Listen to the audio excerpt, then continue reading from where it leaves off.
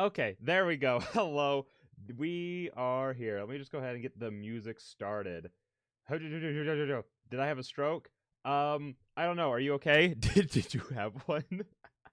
I feel like you're really the only one who can answer that question. Um. Oh, my mouth is so dry. There we go. Okay, I think all of those things are taken care of. Let's go ahead and let's just get some music going here in the background. There we go. Just the usual, just the cozy, comfy stuff. There we go. But hello, Flowey. How is it going? What is up? How's it hanging this night? This fine, fine night. How are you? Hopefully you didn't end up having a stroke. That would be very sad. Also, hopefully it... Okay, yes, everything is updated. Everything's looking good. Let me go ahead and really quickly put this in the chat, and then I can go ahead and pin that.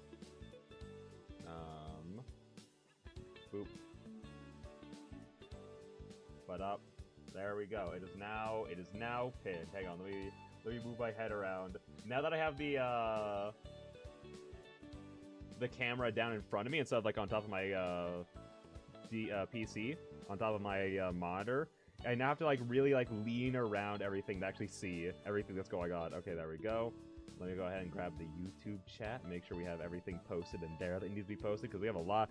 We're just kind of jumping right on into everything, because we have oh, it actually all fits. Oh, let's go. I thought that was like a YouTube chat's like way shorter thing. I'd have to make two separate things about it. Oh, that's hype. Hang on, let me go ahead and go doop.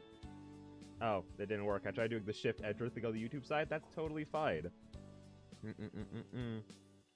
Yes, we do have so much to go over, because today we are playing a game that I'm very excited for. I mean, I'm going to say this about all the games, but I'm very excited for this game, just because, like, the more and more I looked into it, the more excited I got, especially, like, y'all will see it, but the visuals for this game are so freaking cool. Also, it's just really loud in my ears. I want to turn down the, how loud is it for you guys, the background music? Okay, it can definitely be, it can stand to be decreased ever so gently, ever so lovingly. There we go. But chat, before we get into anything, I just need to ask a very serious question. Have you ever wanted to kiss fictional men? I know I have. There's Leon Kennedy, Papyrus, Legoshi and Louie from Beastars. I think that's not the end of the list, right? It's not 50% furries. It might be 50% furries, but that is totally okay. And the reason I ask that is because that is what the game tonight is about. Hang on, because we are getting into a game called Lover's Enigma. And just to give a little prelude to what that game is about, it just has the prettiest men in it. And as I was going through and making like all the presentations, looking at all the press kit stuff, the more and more I looked at it, I was like, oh my gosh. Especially one of them, spoiler alert, is the route that we're picking when we play, is just like the prettiest man ever. And I am in love. So I'm very, very excited for that one. But what else did we... I feel like I'm so, like, kind of scatterbrained right now. I was thinking over everything we need to talk about. I had it all sorted out. And then as soon as we actually, like, hit the live button, it's a lot like taking a test where I'll just kind of, like, why... Do I have my stuff set to start recording as soon as I go live? Hang on, I'm gonna hit the stop recording button on that one because I don't want to lose any of my frames. There we go. I looked over and I saw that we were losing a couple of frames. Like, I don't want that to be how that's happening, so let's go ahead and stop the recording. How's the YouTube side of things going?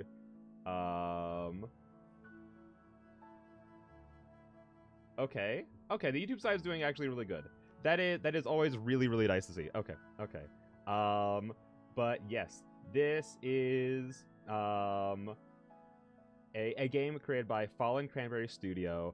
And when they reached out to me, I'm gonna kind of repeat myself a little bit here, probably in like a lot of these, but when they reached out to ask me to play their game and try it out and like put it on a show for everyone to talk about it, I was so happy and so honored to do it. And it was just like such an honor to be able to like talk with them and like work things out, because like they were just such lovely people. Whoever is in charge of the social media is it's so lovely, so easy to talk to, especially because like it's very, very easy to communicate with, like that kind of thing. especially on like this last day where I sent them like 3 paragraphs of stuff, like just asking questions about like, can I do this, and this, blah, blah, blah, blah, blah. How does this stuff sound? And it's all just very seamless, very quick. So they were absolutely so wonderful to work with. So it's just a massive thank you and shout out to everyone working at the Fallen Cranberry Studio, because they were just amazing. And now, like, just talking with them about the game and like how they were talking about it, like, it just felt like they were so excited and just like filled with so much love to like talk about this game, and like, again, just be like, here's all the things that us streamers need to know about it, like that kind of thing. Like, you could kind of feel like the passion just coming out of their voice. So it was absolutely an honor and very, very wonderful getting into them. Oh, hello. How do you pronounce that name? Ilia5. Hi, how is it going? How are you doing tonight? You just caught us just as we're I mean, I say that we're 10 minutes in, but you know, we kind of just started. That's early for us. But yeah, no, how's your night going? We're just here to play a game called Lovers Enigma. And I was actually about to start getting right on into that because we have so much to cover. I love like getting, obviously it takes a lot of time, but I love getting to like sit down and like read and listen to or like figure stuff out with like all these games and everything, like making presentations or like getting to talk about them. And let me just say, we have so much to go over. I have my own little presentation, and then they have a like, this is a studio after my own heart.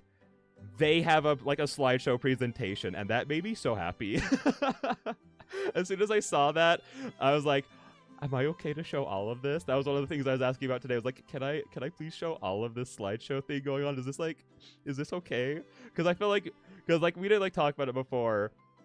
But like as soon as I saw it, I was like, oh, they just did like, I still made my own presentation after that, but I was like, I like making slideshows and getting to talk about the things on them. It's just fun to do. I've had like this slideshow idea in my brain of like just getting a bunch of VTubers together and just like having a presentation night where we all just make a slideshow about like just whatever topics we want. Because I don't know, even if they're very simple, I just like slideshows. Hi, I'm good. Oh, that's so good to hear. I'm glad you're doing good. Also, I really like the way you say hi. You can just call me Leah if it's easier. All right. Hello, Laya. Wait, Leah or Laya? I'm making this overly complicated. I'll call you Laya until I'm corrected. It's morning for me. Oh my gosh. I was gonna ask where you're at, but like, please don't answer that. Do not like dox yourself or put any of that information out there. But good morning to you. Good morning. For me, it's like the evening right now. It's pretty late at night. It's like 8:30 my time, so it's not it's not that late. It's just I just got done working not that long ago. And I was kind of scrambling to get this all together on time. This is how this entire week's gonna be, though. It's like me like, hey guys, we're gonna be live at this time. Time to not actually start playing the game until way freaking later because I'm scrambling to have everything ready. But you know, it's fun. I'm having a great time with it, though. Don't worry. Most people, it's so funny that whenever I read people like do their laughs in the chat, I then instinctively try to like do the laughs as if I'm like reading like the visual novels and everything. Most people just call me Leah. Okay, I'll call you Leah then. Yeah, I'm in Australia. Oh my gosh. So like just the upside down basically. The opposite side of the world. I don't know. Why is that? Why was that a thing? Why is Australia the only one that like gets called like upside down compared to everywhere else? Shouldn't, well, I guess, is it because like the hemispheres and everything? Because if you look at the globe, is it like the lowest point on the globe? I don't know. But relatable. I'm so glad you also like slideshows. I don't know, because they're just like such a simple way of getting like information across. Granted, they do have their flaws. Like, there were a couple things that I was trying to do with, like, these slideshows took me longer than most do, because there were just things that I was trying to do with them that just, you couldn't do in the medium of Google Slides, the most prestigious form of slideshows. And I was like, oh, this is so sad, because, like, there was, like, I'll point them out. I'll point them out specifically, because there's 2 moments that stick out in my brain very strongly, as just being like, this is what I wanted to do with these moments. And we'll talk about that. We drive on the left side too, upside down, opposite.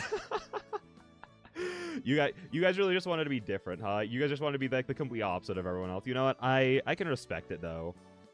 I was gonna be like, you kind of need to have your own identity kind of thing, but I feel like Australia already has their like own identity by the fact of like you basically just live in like a fantasy world. Y'all live in like basically if like Pokemon was real and the animals actually acted realistically, and by that I mean they just wanted to like kill you, that kind of stuff, and like they're a real danger.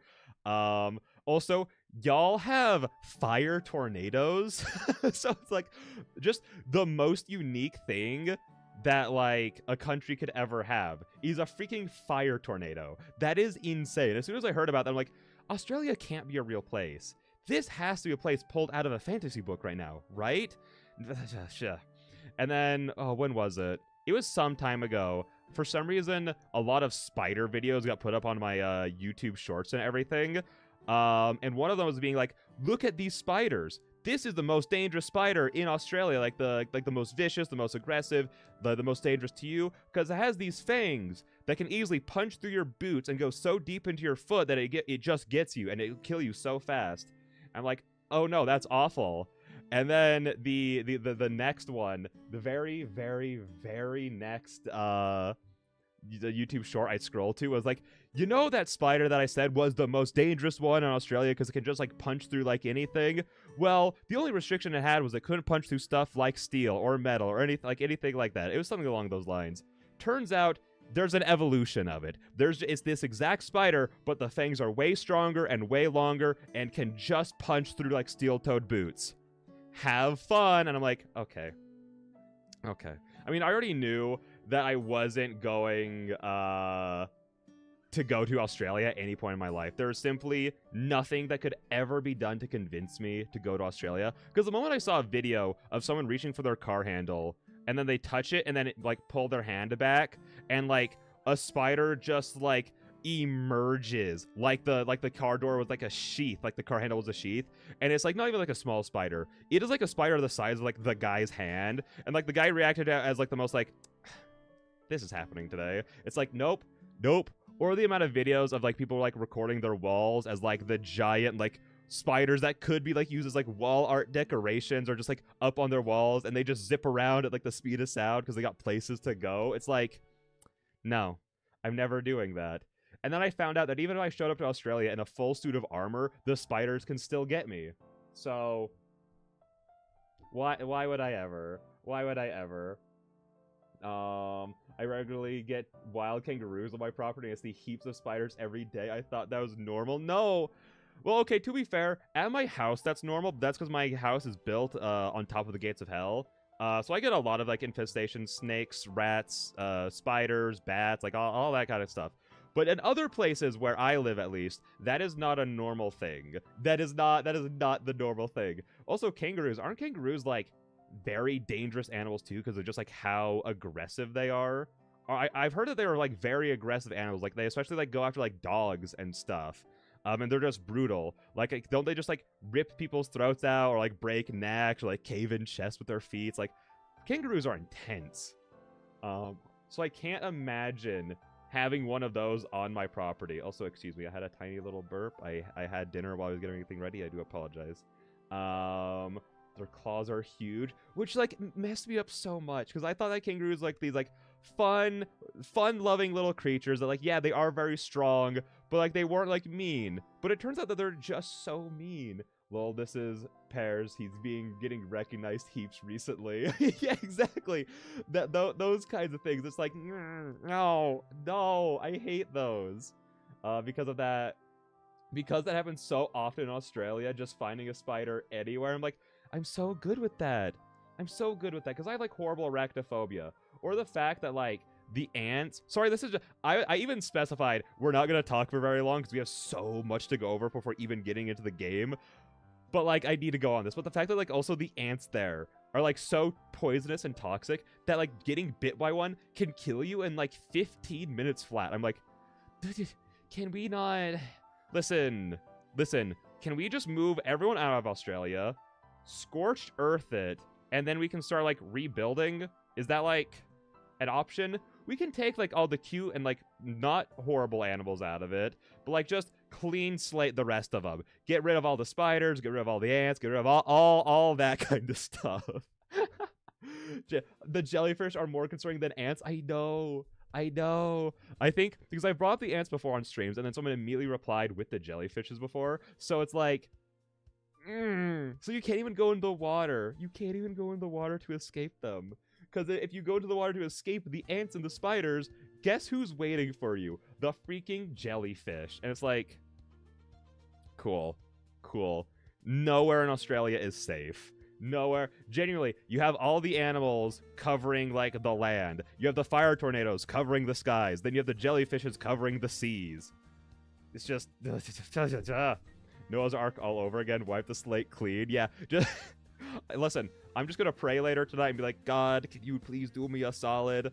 Wipe Australia off the map, but make sure everyone gets out of it safely. Please and thank you. Except we'll have to do, like, the Noah's Ark version where not all of the animals get to go out, you know?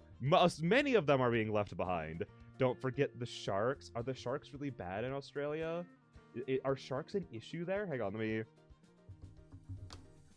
I'm just going to type in Australian sharks to see what gets pulled up. I'm going to imagine it. Watch it be like King Shark or something from the Suicide Squad that gets pulled up. It's just like a full-on like beefcake of a man, like a 9 feet tall shark dude. Approximately 170 species found. There's 170 species in it? What the fuck? So, great whites. Is that where great whites are found? Where are great whites most common? Oh, hey, yeah, no, look at that. Australia. Yeah, the most common place to find sharks is, great whites, is Australia. But no, all the shark lovers will be like, oh, sharks aren't that dangerous. They're just curious animals. I'm going to choose to ignore the fact that the way that they investigate things and the way they feel things out is with their teeth. And they tend to bite things that they're investigating, even if they don't intend to eat it. So have fun missing a chunk of your hip because the shark got curious. And it's like, shut up. Shut up. Anyways, with that wonderful talk of Australia out of the way. Oh, and the crocs too. Wait, Australia has crocodiles? I didn't, for some reason I was like, I almost said the crocodiles, but then in my brain said BRB, stream is buffering. Oh no. Okay, does it look like it's on my end, hopefully? Alright. Because now whenever it is, I do need to, like, genuinely check it. To, like, is it me? I can't tell. So, you know, I don't think it's me right now. But anytime it's buffering for someone, I am probably going to check. Because after yesterday's stream of, like, I think it was 2 crashes, I can never be too careful. I can never, ever, ever be too careful right now. We go ahead and go like this. Australian cocodrilos. How bad are the... Back, hopefully it's better. Welcome back, welcome back. I'm just looking up Australian crocodiles right now, because for some reason I thought about crocodiles, but then I was like, oh no, Australia doesn't have crocodiles or alligators. Surely they don't have that. No. And this is the biggest... that's a fake crocodile. That looks like it's made out of plastic. Regardless, these other... Jeez. Oh my gosh. Hey God. Hey God. Hey God. Hey God. We're known for crocodile hunter Steve Irwin. Yeah, they're huge. Yeah, that's what I realized after I said that. I was like, oh yeah, they did have the crocodile hunter. I'm just gonna go like this. And then, yep, I'm so glad it instantly knew what I wanted. There we go. Look at this thing. Look how big. The head. Just the head is the size of a person. That is insane.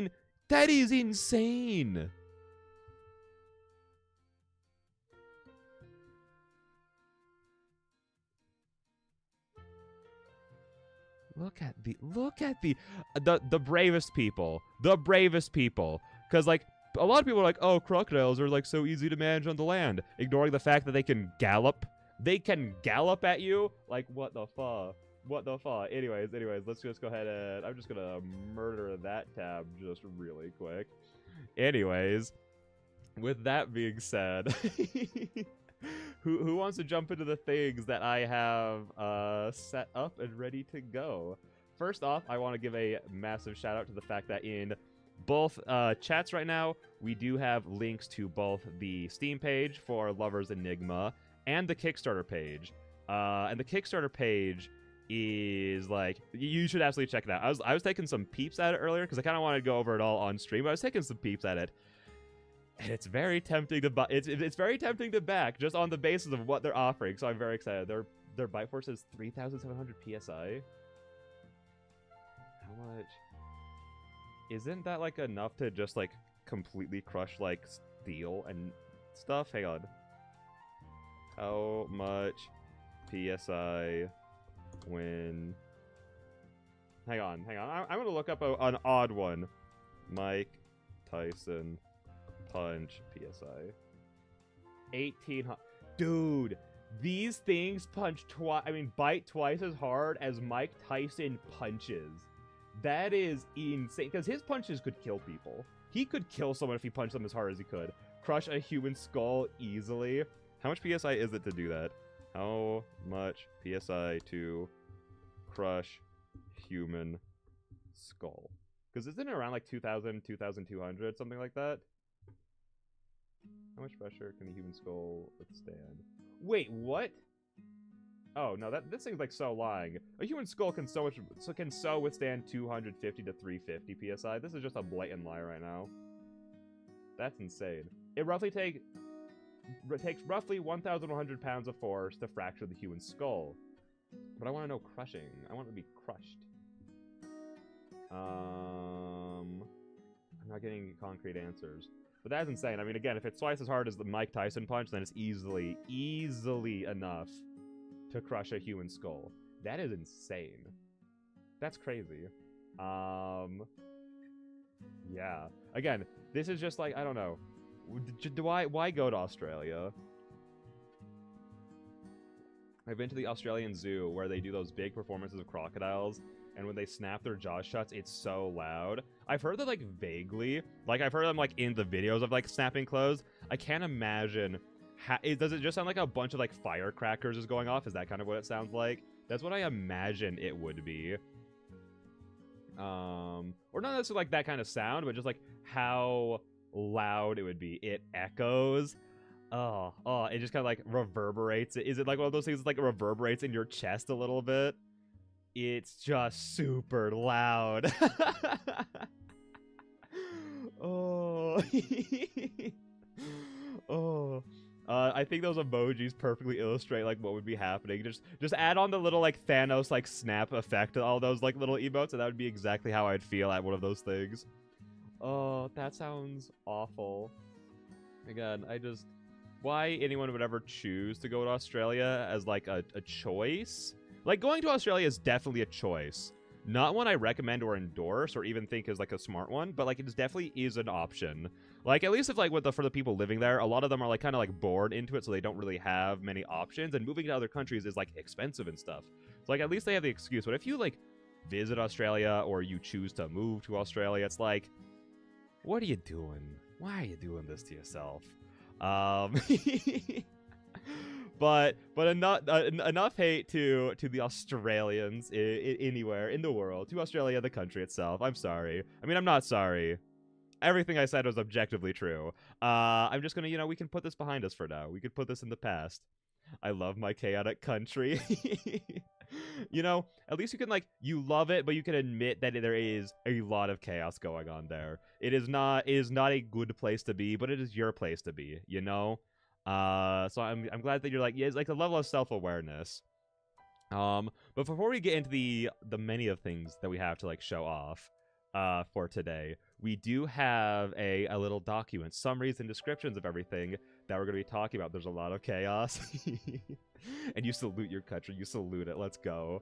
So we have like, again, a summary and a descriptor of the game to go over, and then I'm just going to talk about, like, some of the features that are going to be included with the game, talking about, like, the release dates and stuff like that. So let's go ahead and get on into that before we get into everything. Also, why am I, like, so I'm not like leaning that hard, am I? I feel like I'm not. Hang on, let me go, like, Hang on, I need something more flat here. If only... Hang on. Hang on. Let me go like... Ha ha ha. Perfect. Okay, there we go. I should be more level now. Let me go ahead and pull the YouTube chat back up. I kind of use them as like my excuse to like do other things on the side while we're recording. They get neglected, and that's okay. But once again, the game that we're going to be talking about and playing is Lover's Enigma. A summary of the game is, in Lover's Enigma, you investigate your husband's mysterious death while balancing complex relationship and personal trauma. Navigate a web of secrets involving a hidden cult and key characters. As soon as you start moving to like the occult and stuff like that, I'm here. Your choices shape the story and lead to multiple endings. You play as a woman in her late 20s, struggling with the responsibility of balancing the intricacies of your relationship and your own mental stability, whilst also seeking the truth behind the mysterious death of your husband. You must navigate through a web of secrets involving a mysterious cult, personal traumas, and complex relationships. There are 5 male leads you will meet over the course of the game, each one of them connected to you in some way or another. Haruki is the exorcist your mom hired to help with your spiritual problems. He's eccentric and a little weird, but he means well. For some reason, his favorite food keeps changing. Ryota is your childhood friend who is roped into a fake dating scheme to placate your overbearing mother, who surprisingly has always favored him over you. Oh, that's rough. That's so rough, dog. He's a little awkward at times, but he does care for you in his own way. Ren is your neighbor who you rarely see, but when you do, he's sarcastic and short-tempered. You'd like to befriend him, but it's the equivalent of trying to befriend a chihuahua. What a funny way to describe a human being. Kazuki is your husband who passed away a few months ago.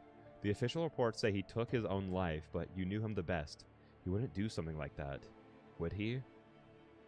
So yeah, again, there's a lot going on in there. Again, this is going to be a game that, as you could tell from the fact that there's an exorcist here, there's going to be a lot of ghosts, there's going to be a lot of ghouls, like that kind of thing. There's going to be exorcisms, cults are being involved, and all these things are like right on up my alley. As soon as you just like add ghost into a thing, like I've been such a sucker for like YouTube ghost videos for so long, you know, like the Sam and Colby's, the Exploring with Josh's, like that kind of stuff. Like I'm so all over that. I used to fall asleep to exorcism ASMR, and so as soon as like they reached out to talk to me about this game and they were describing it to me, I was like, oh yes, please please let me show this game off. I'm so here for it. Lol, yes. Listen, I'm just so glad we're on the same page. We both like slideshows. We both like ghostly ghouls. I am so here for this. We are just on the exact same page.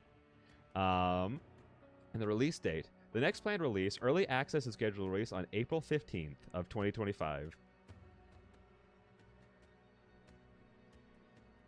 Dang, that's already happened. The features of this game include engaging storylines to explore, immerse yourself in a rich and captivating narrative where your decisions guide the plot in different directions, unravel the secrets behind your husband's mysterious death, navigate complex relationships, and uncover hidden truths. Each storyline offers a unique experience, making every playthrough fresh and exciting. And you best believe that when this game drops, we're going to be going for every single ending. That is how we do it on this channel. Multiple endings to discover. Your choices have a lasting impact on the story's outcome. Navigate through the twists and turns of the plot to unlock a variety of endings, each shaped by the decisions you make. How you approach the mysteries and relationships will determine the ultimate fate of the characters. Various CGs to collect. As you progress through the story, uncover beautiful and detailed artwork, which, let me just say again, the art for this game is... There's like 2 different kind of art styles that I've seen in all like like... I'm having a stroke. I'm stroking. Wait, hang on. I should not say I'm stroking. I was having a stroke. Anyways, we're back. But like, there's like 2 different kind of art styles going on, and you'll see more of what I mean when we actually get into everything. But they both go so freaking hard. Everything's so good. Like, I would just describe one of them as like just so pretty, and the other one's just like so cool and unique. That reflect key moments and emotional beats in the narrative. Collect all CGs to fully appreciate the depth of the characters and their journeys. Rhythm minigames. Take a break from the narrative with a fun and engaging minigame. Perfect your timing and rhythm skills as you interact with the characters in a more lighthearted yet challenging activity that adds variety to the overall experience. Which, I don't know, I love the little thing being added like that. Again, we kind of talked about it with the Princess of World's End demo that we played yesterday. But just having like a mechanic added in just like makes me it was something that I didn't know I needed or wanted in a visual novel until it was like happening. You know what I mean? For some reason I love horror stories like around the campfire, but I can't deal with horror lives or games. Really? Or movies. I was like, what the freak is a horror live? I was actually going to ask about that, but movies. See, I am like I am so here. I am so all over it when it comes to horror games, horror movies, horror stories. I'm like such a big freaking horror fan. Like October is happening next month, obviously. That's how time works. I was saying that as if like, oh my gosh, guys, October just dropped. Whoa. But I'm so excited for it. We're gonna stream a couple of times in the first week of October to finish up the Fall in Love Festival, you know, mostly going up to the 1st. And then after that, all that we're doing is horror-related things. And Studio Lawn stuff, but that's because I have a lot of catching up to do. But outside of that, only horror. And I'm so here for it. Every single day at work, while I'm doing my silly little office job, I'm going to be watching horror movies. I'm going to be listening to horror podcasts when I go on walks, horror stories when I go on walks. I'm going to have such a good time. Horror movies scare me, but that's the point. That is the point. Like, the way I explain it to people is it's a lot like skydiving, where you're experiencing something like dangerous in a safe and controlled environment, essentially. It's like to let you like live through these things that you would never ever want to live through in real life kind of stuff. Halloween isn't that big here. I've never done trick-or-treating and none of my friends do it or have decorations or anything. Lol. See, I'm so happy. People have already been putting up their decorations. They started putting up their decorations like last freaking week, and I'm so here for it. I've loved Halloween ever since I was a kid. Like, me and my friends would go out for like 5-6 hours just trick-or-treating, and then as we got older, now it's just like, you know, Halloween parties. Like, we just like hang out, play horror games together, watch horror movies, you know, do like stuff like that. And I love it. I love it. It's like genuinely, outside of like December, it is my favorite month of the year. I like Halloween, like that time, more than my own birthday. Hang on.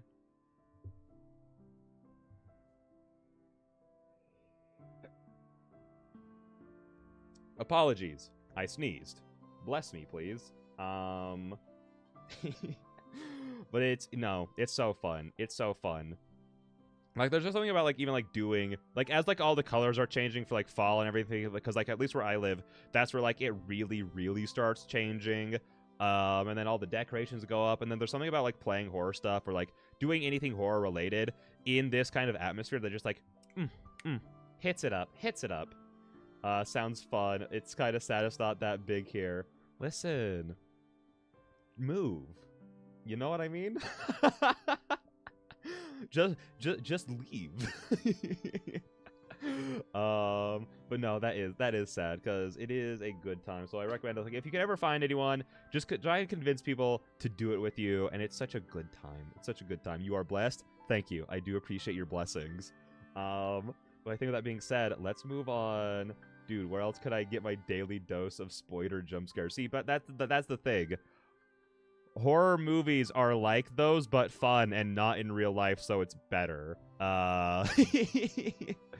Because personally, I don't like getting jump scared in real life. I do like getting scared in the video games and the movies. So, I feel like I just kind of one-upped you right there, didn't I? With that being said, how far into this playlist are we? I said we were going to jump into it immediately, and then we talked for a little bit. So I'm going to actually just kind of restart the playlist, and then we're gonna move on over to the slideshows. The first one is the one I made, Spider. Oh, I didn't even realize. I thought you spelled spoider. Like, I thought you were saying it in a funny way. I didn't realize that the O wasn't, like, that there wasn't a P in what you said. That's fun. That's a good time. Anyways, yes, let's move on over to the slideshows. We have So many things being pulled up. Bloop. Hang on, hang on, hang on. There I am. Oh my gosh, here we are. Presentation. There we freaking go, baby. We got so many things to go over. First of all, yes, welcome back. Day 2 of the Fall in Love Festival. Is my mouse being picked up? Mouse? No. Whoa, what? There it is! I found it. I found it. Anyways, I'm gonna move that off over now. There we go. Freaking, again, look at this art. It's so freaking stylish. It's so freaking just pleasant to look at. I like the colors going on and everything. Like the blacks and like the gradient of like the reds and the gradients of like the black going on are so freaking nice. It just makes everything pop. Your little character is so cute. Oh, no, you're cute. Stop it. Stop it. Keep it coming, please. Thank you. Thank you. I try to be. Oh, need water. Need water.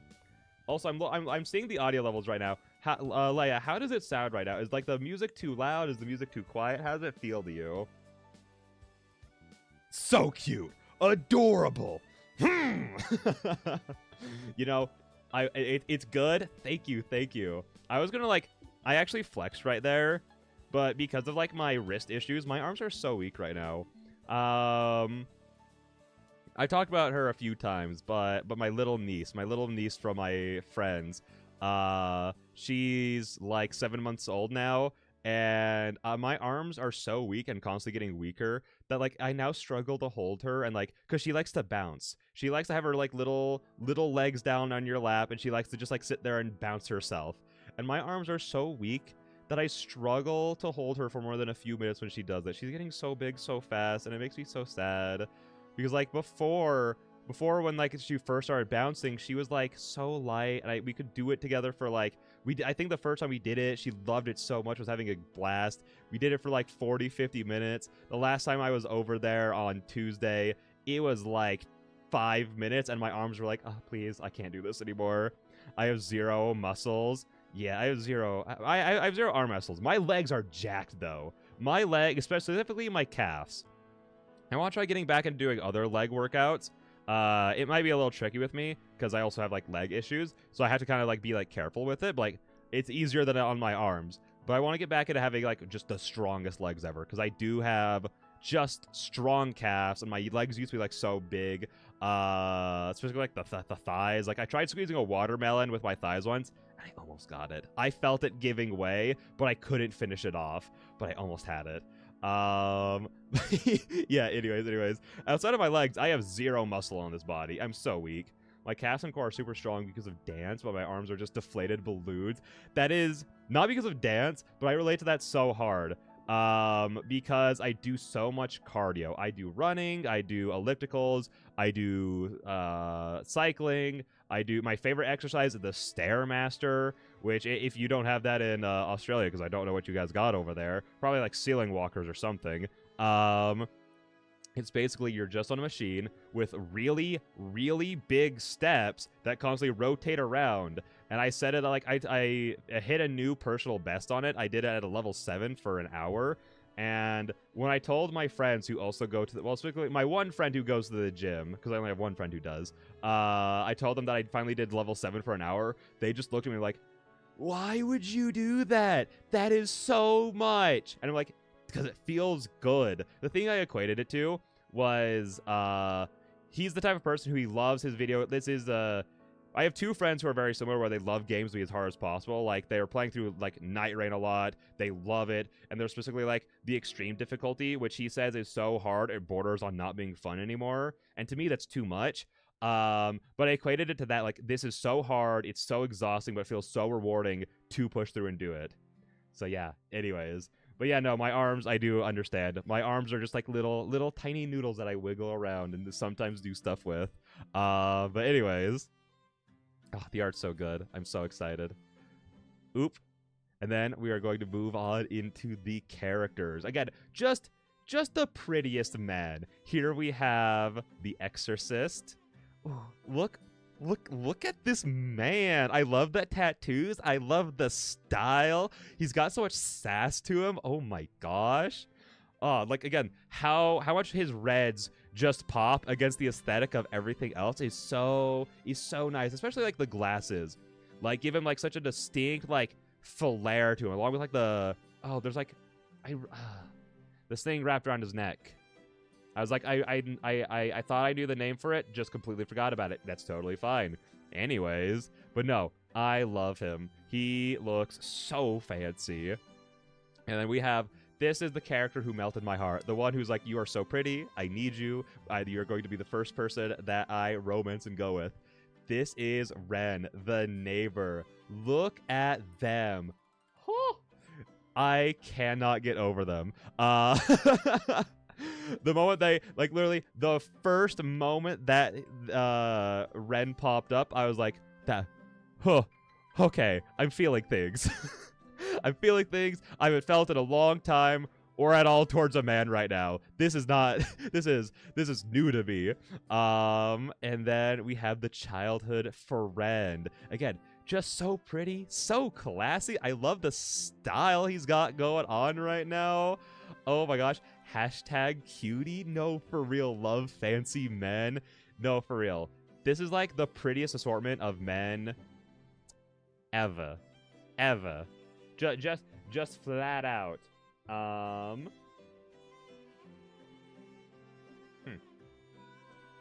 We are missing something. Hey God. Hey God. There's something missing here. There's a man that we forgot. I'm gonna pull him up really quick. Do-do-do-do. Do-do-do-do. Boo-boo-boo-boo-boo-boo. As soon as we got through that, I was like, there was supposed to be one other man there. Let's go ahead and go like this. Drive.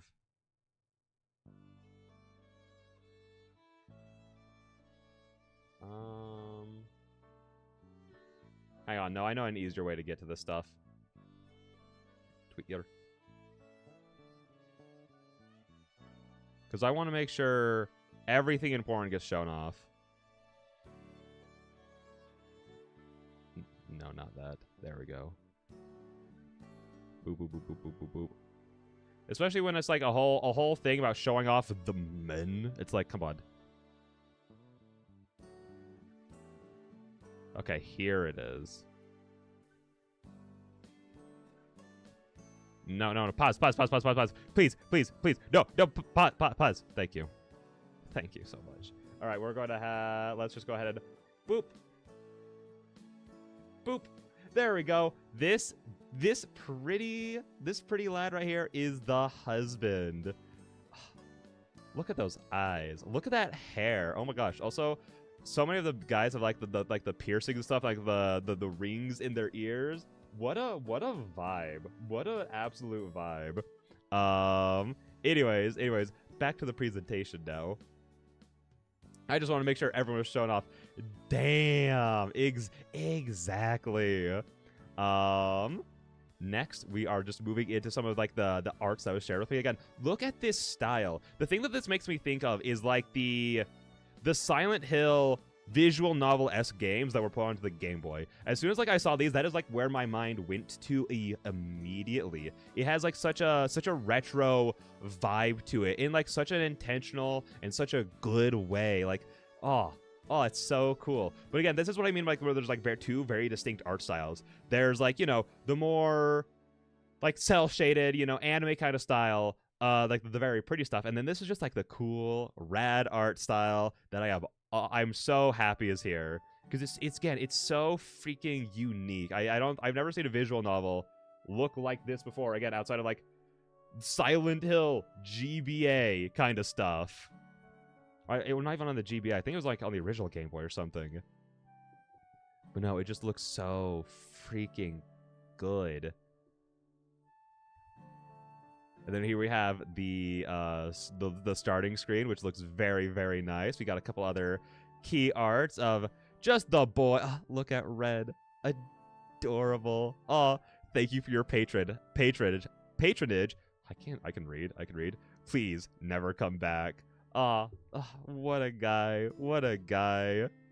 And And then yeah, here's what I'm going to be guessing is the rhythm mini game, which is funny because you know, in the description that we read, it was all like, oh, have a fun, relaxing time, a lighthearted adventure with the boys. And then you have a very much so not a lighthearted look right there. So, you know, I don't know if I've been lied to or not. And then we have some... Yay! Hang on. I did think that was going to play immediately. Also, that was loud. That was very, very loud. I love Ren. I'm so glad. Again, we just relate so hard right now. We're just like the same braining all of this right now. I'm so glad. Because I just have like all of like the, you know, I have like the correct opinion. So I'm glad that you like relate to it. Anyways, let's go ahead and watch the... Oh, wait, hang on. Wait. There we go. Let's go ahead and watch these. Yeah, for real. I did not... They were not that loud when I put them in. I am going to lower the desktop audio a little bit more. They'll blow up my eardrums, but y'all should be fine. No, that was too quiet. Now you guys can't hear it at all. Okay, there we go. Is that better? Did that sound good? Was that one okay? Correct opinion, Lamau. Listen, what can I say? But yeah, no. I must have tinkered with something because they were not that loud when I put them in. Yes? Okay. I'm going to take off my headphones so I don't deafen myself. Boop.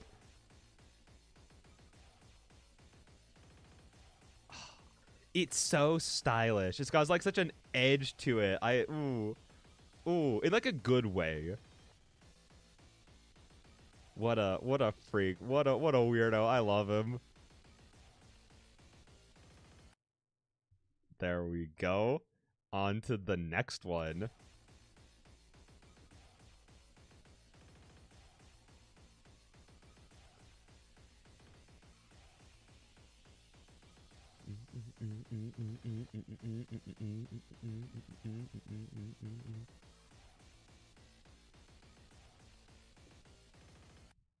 There we go. Oh, Ren, best boy. Oh.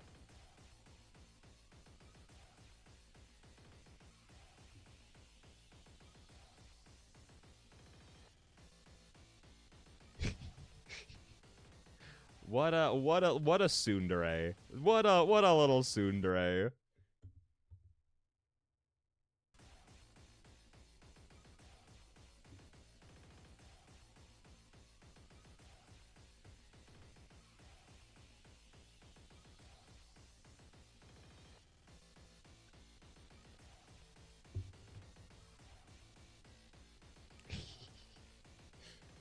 The chibis for them are just so cute, and I believe that is all for this presentation.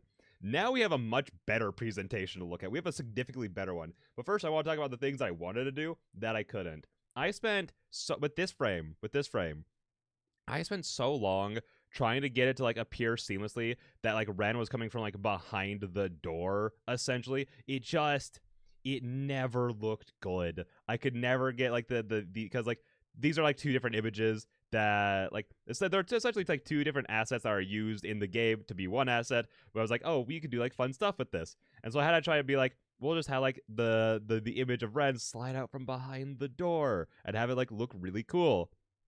Couldn't get it to do it. I realized as I was getting everything set up for today that like I could definitely do that in Premiere Pro. Like if I did like a video for these instead, I could definitely like, you know, you put this on like a separate, like have the door picture be on one layer, have Ren be on a second layer, and then I could just like crop it so like the only part of the second layer with Ren on it that you'd see would be the door. So then I could just literally slide the picture over, and then it would look all good. It would look all good. But then I only realized I could do that as everything was getting ready. And then here, what I wanted to do was I wanted to have all four of these. Why is this one like a lower? There we go. Nope. Do not again. No. Why did no? I wanted all four of these playing at the same time. So I was like, oh, it'd be a really cool thing if like we have one slide up, one slide down, one slide up, one slide down kind of thing. Like, you know, like staggered like that, like looking very cool and vibey and like all playing at the same time. I was like, that could be like a fun and unique way to go about it. And, you know, obviously I would just like mute three of them because like, you know, they're using the same song. but they just didn't fit all that well together. And like I could play with the sizes a lot, but then like after I like shrunk them down so like, they all fit, I was like, now it just looks terrible. We'll just have like them all play by themselves. So, you know, there are a couple things I want to do that we just couldn't. Lol. Yeah, exactly. Like there were some things, but yeah. Let me go ahead and slideshow into this one. I only took a little peek at this one just because, again, I didn't want to like spoil myself too much just so I could like react to it, but I wanted like know enough that I could like talk about it essentially. But again, yeah, no, this is that image from like the black and red one. He just looks so nice. Also, the nails are on point. Oh my gosh. Oh wait, hang on. I need to move my camera. Hmm. I'm going to move my camera a little bit more. There we go. Here we go. I'll move this over here. I gotta have lunch, so I'll keep stream open. Well, thank you so much. I hope you have a good lunch. What are you having? Well, if you can't talk right now, then absolutely don't. I was gonna ask what you were having for lunch, but obviously, if you can't like talk and everything, that is totally fine. I hope you enjoy your lunch. Hang on. I'm also going to get the music back to playing. There we go. The elevator pitch for. Okay, I'm gonna be so bad at pronouncing this. Koibito no Nazo is an otome game visual novel made for PC where you play through a riveting psychological story, navigate different relationship paths to unlock multiple endings, build effects with five including a DLC characters, which that's so exciting that there's going to be DLC for it. I'm such a big DLC fan because it's like, oh no, like a year or something after a year or two after the game, I get more of the thing I like. Oh no, for a few dollars. You know, I'm so fine with it. Well, I'm gonna have cheese toasties. What is a cheese toasty? Cheese toasty. It knew exactly what I was looking for. Oh, grilled cheese. I'm so jealous. I'm so jealous. I was gonna have one for dinner, but I didn't have time for that, so I just literally grabbed something out of my fridge and just shoved it in my mouth. That is all I did. No thought, no effort, no nothing. I love grilled cheeses so much. I went over to my aunt and uncle's house on Sunday to play horror games with them actually. And for dinner, we were talking about like going out to like a sushi place, but it turned out it was closed. So we're like, oh, we could like go out to like somewhere else nice. We could like make something really fancy. And they were all kind of like, what if we just had grilled cheese and tomato soup? And we're like, yeah, let's do that. Um, the developers of the game is Fallen Cranberry Studios. The release date is Q3 2025 for the demo. Platforms are going to be PC. And the website is right there if you want to find out more. Absolutely check it out. Also, the regular price is $12.99. That's an amazing deal. That's a good deal. That's an incredible deal. Oh my gosh. Especially for like DLC coming out later. Like that's so nice. The pitch is that the game offers replayability by encouraging players to get different endings. Currently at Alpha, the game allows players to play a prologue that goes through the first day of the game. Basic game mechanics have been implemented for the prologue. There's a total of 10 plus days throughout the game, with planned DLC in mind as well. Again, oh my gosh, wait. Wait, it was just selecting this. I thought like these things were things I could click on. I was like, oh my gosh, there's more things to click on. That's crazy. Oh, look at how this is what I was talking about, of like the love and passion being put into this project. When I looked and opened up this thing, I was like, huh, oh my gosh, there's so much here. Also, Haunted by Femboy demo. I'm just going to wish list something really quick. Don't mind me. The initial demo launch and visual novel fest success. The Lover's Enigma, Koibito no Nazo demo launch was a major milestone for us, and we strategically aligned it with Steam's visual novel fest, which turned out to be a great decision. By the timing the release with the event that attracted visual novel fans, we were able to maximize visibility and engagement. As a result, our demo was featured on the top demo page for the fest, as well as in the top 10 within the dating sim category. That is crazy. The This visibility led to a significant increase in traffic, boosting our wishlist numbers as well. The festival built-in audience gave us a strong launchpad, allowing more players to discover and experience the game.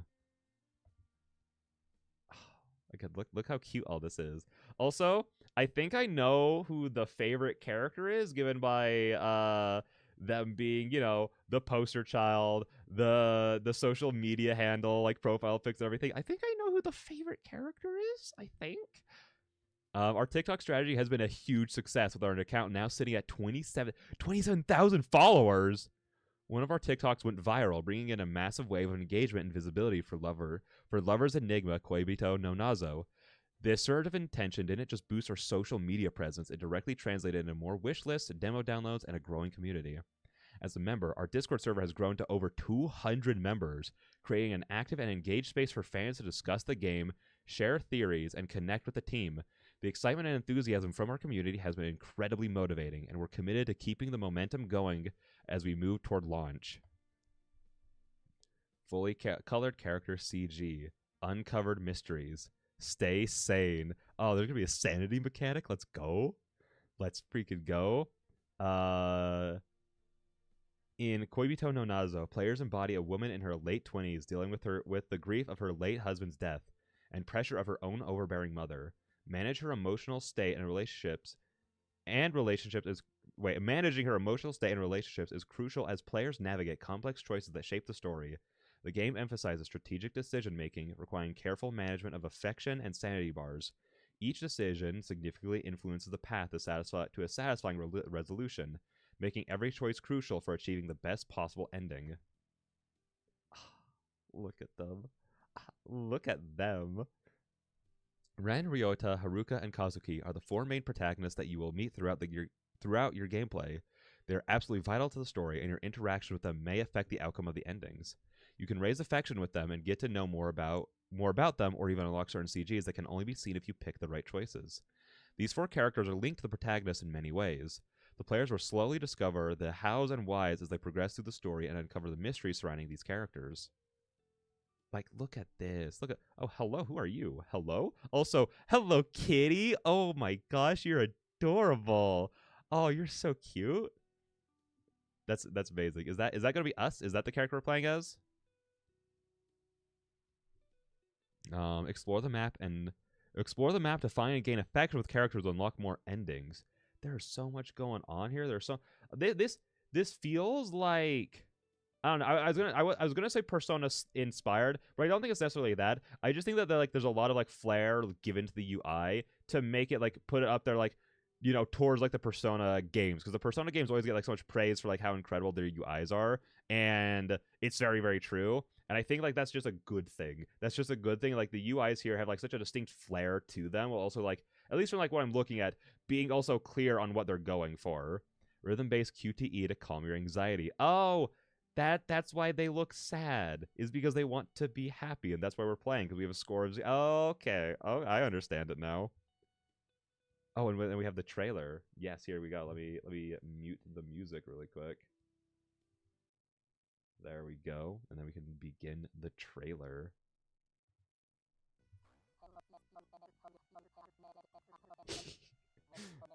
They're even the main part of the trailer. That's amazing.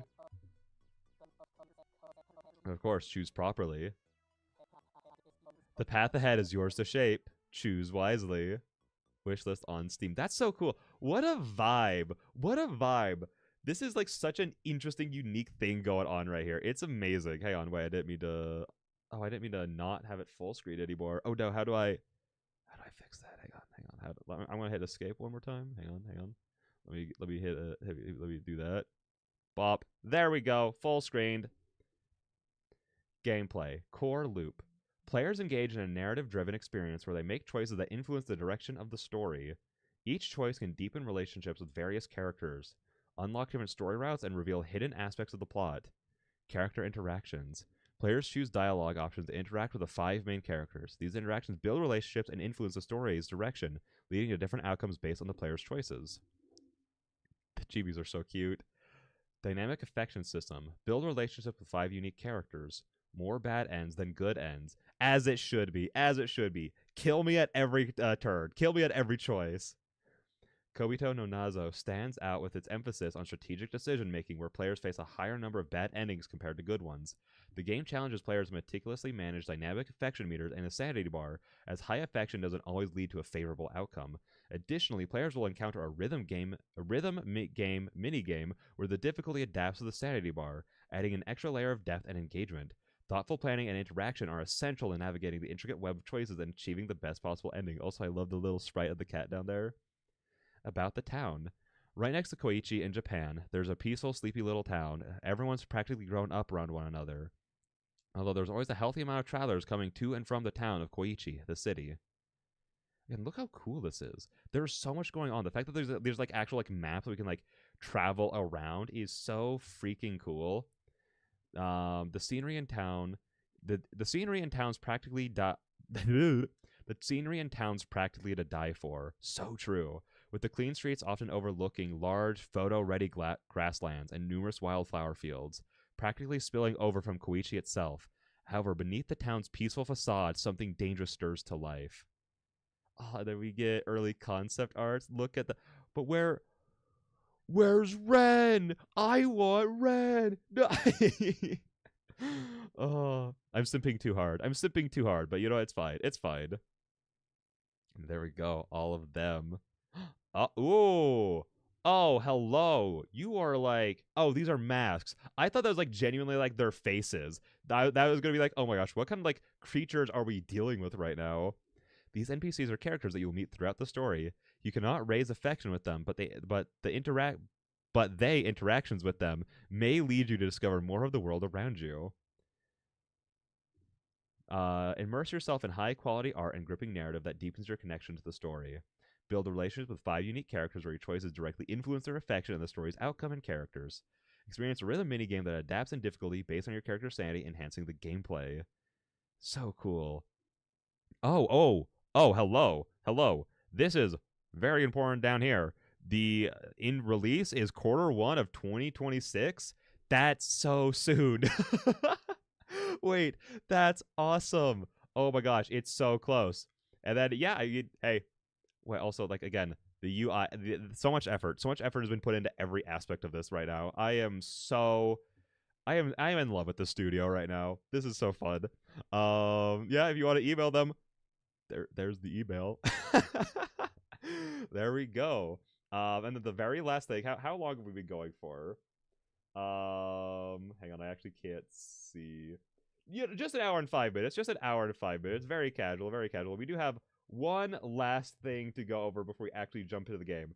I'm going to say this right now. I do not think that we're going to be finishing the... Well, it's 9:30 right now. We might be able to finish the demo, depending on how long it is. They did actually... So today, they also put out an update to the demo to coincide with the release of the Kickstart, to release with like the Fall in Love Festival.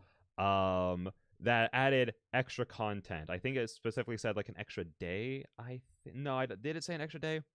It said something along those lines. It added something extra. So I'm very excited to get into that. So we do have a decent bit to go over probably. Also, look at that. The number just went up. I pulled this page up. It's like minutes after the Kickstarter happened.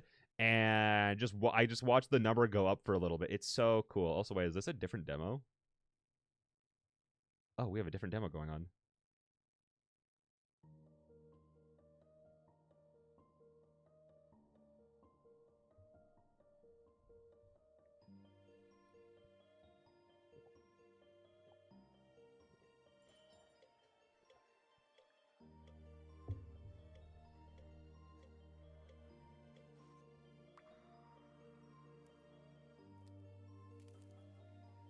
Oh, hey, look, it's the thing that I want to do with all the character trailers.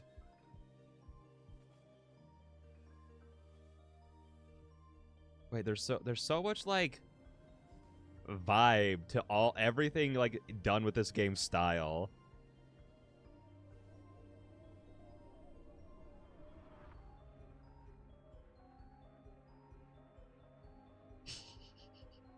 Oh, it's so creepy. It's so creepy. Oh. That looks like something out of like really old like RPG horror maker games.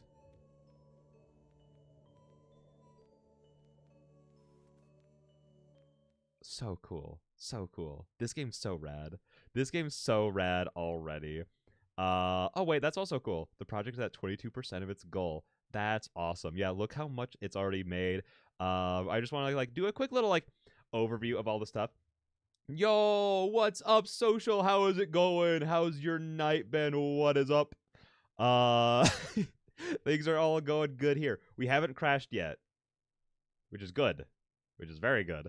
But yeah, I just want to really quickly go over all of the stuff here. Because all of this stuff like is stuff that we've already seen before. But I simply want to like go into like looking at like this stuff like 100,000 plus words. That is crazy. That is insane. Hang on, there were specific. Where are you? Here's well, these are like new ones that we haven't seen yet.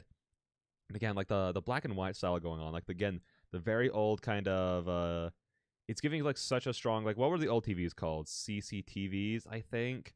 That had like the lines running through them a lot. It's so cool. And then we have like merch here already, digital stickers. Look how cute they all are. I just got back from a pride meeting. Oh, how was that? How was that going? CRTs. Yeah, CRTs. Yes. Thank you. Ah, physical. Oh, we could get these. I know whose I want. And the digital art book.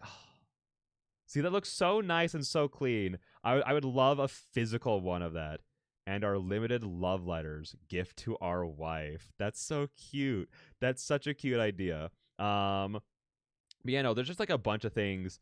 For if you choose to back this, there's like the Discord roles, Kickstarter updates, digital wallpapers. You get the full game if you pledge $25, name in the credits. Like again, there is just so many like there are like a lot of like I do like this because like I like it when like Kickstarters like go up in like incremental tiers instead of like some Kickstarters will be like, oh, tier 1 is $5, tier 2 is 100. Like I've seen a couple of those and it's like that's too much. That's a little too much actually. But yeah, as you can see, like there's just a lot of fun little things here, like a digital selfie. Like I think would that be like you take a selfie of yourself and like it gets like digitized like the style of the game. I don't know. Digital letter from Lee, character assets. Like this is the thing I'm really interested in, along with like these stickers. Like again, I did do a little bit thing here, and here's the thing. Oh, the acrylic keychain. The acrylic keychain is. I'm such a sucker for those. I am such a sucker. But yeah, no, there is a lot of good stuff here. And they also have down here the stretch goals where okay, yeah. 15K is fully funded. Lovers Enigma is real. We're officially doomed together. Mwah. Adorable. And then more CGs, opening theme, partial voice acting, the full opening theme, full voice acting, and then DLC route. So again, a lot of good stuff if we like hit these milestone goals. So again, and everything I've seen here, like I'm definitely going to be backing this. And if you like what you see here, I would definitely encourage you to do so if you can. Because again, there's just so many goodies you can get, like so much fun stuff. And then the actual like the goals that we're like aiming towards are like very, very cool. Boop. Boop. It didn't. Boop. There we go. There we go. It went away. And I think with that being said, at an hour and 11 minutes in, I think we're ready to jump right on into the game. Uh, just a little late. Well, that's fine. I mean, not a little late. To be fair, again, there was just so much stuff to go over. There was so much. And I feel like I kind of breezed over the Kickstarter a little bit, but I feel like a lot of the stuff is like you kind of look at it and you kind of decide for yourself like what things you like. Like I could have spent the time being like, at this tier you get this thing, and then at this tier you get this thing. But I think that's like definitely like a thing of like you look at it, you decide kind of what you want if you can, and you know, like that kind of thing. But yeah, so again, I'll definitely be supporting it, and I would recommend anyone who wants to and can to do the same. Where is my... I need to turn on the game's volume. I turned off the game's volume. Boop. There we go. Oh, listen to how creepy that music is. Let's go ahead and bloop. Oh, it looks so nice. It looks so clean. There we go. All right, yeah. With that being said, also look at this. It's easier to see on this one. There's an like, how cute is that? Just what again? Who I'm assuming our character is. Just hold it onto the mouse, onto the cursor. That is so freaking cute. Boop. Oh, my name is. Hey, social. What should we name ourselves? What should our name be? um. Okay. Not stupid. There we go. We can't put in the question mark, which is sad. I tried to, but yeah, that's our. Oh, hang on. We should definitely have this capitalized. What's that face for? There we go. Not stupid. I'm having it as accurate as I can. Come on, you had to have known that was coming. That was I'm as predictable as the sun rising. Oh, my phone. Stop being like the coolest UI in a visual novel. What is this? This is so cool. This is so cool. Wait, what is this? Menu. Okay, no. What about this? Okay, that just puts the phone away. Hang on, let me pull that back out really quick. Email. There are no emails. Task list. Call mom. Meet Ryota at the office. Leave incense for Kazuki. There's so much to this that we can just look at from in the game. Oh, I was hoping that we'd be able to click on that. Who do we have in their phone?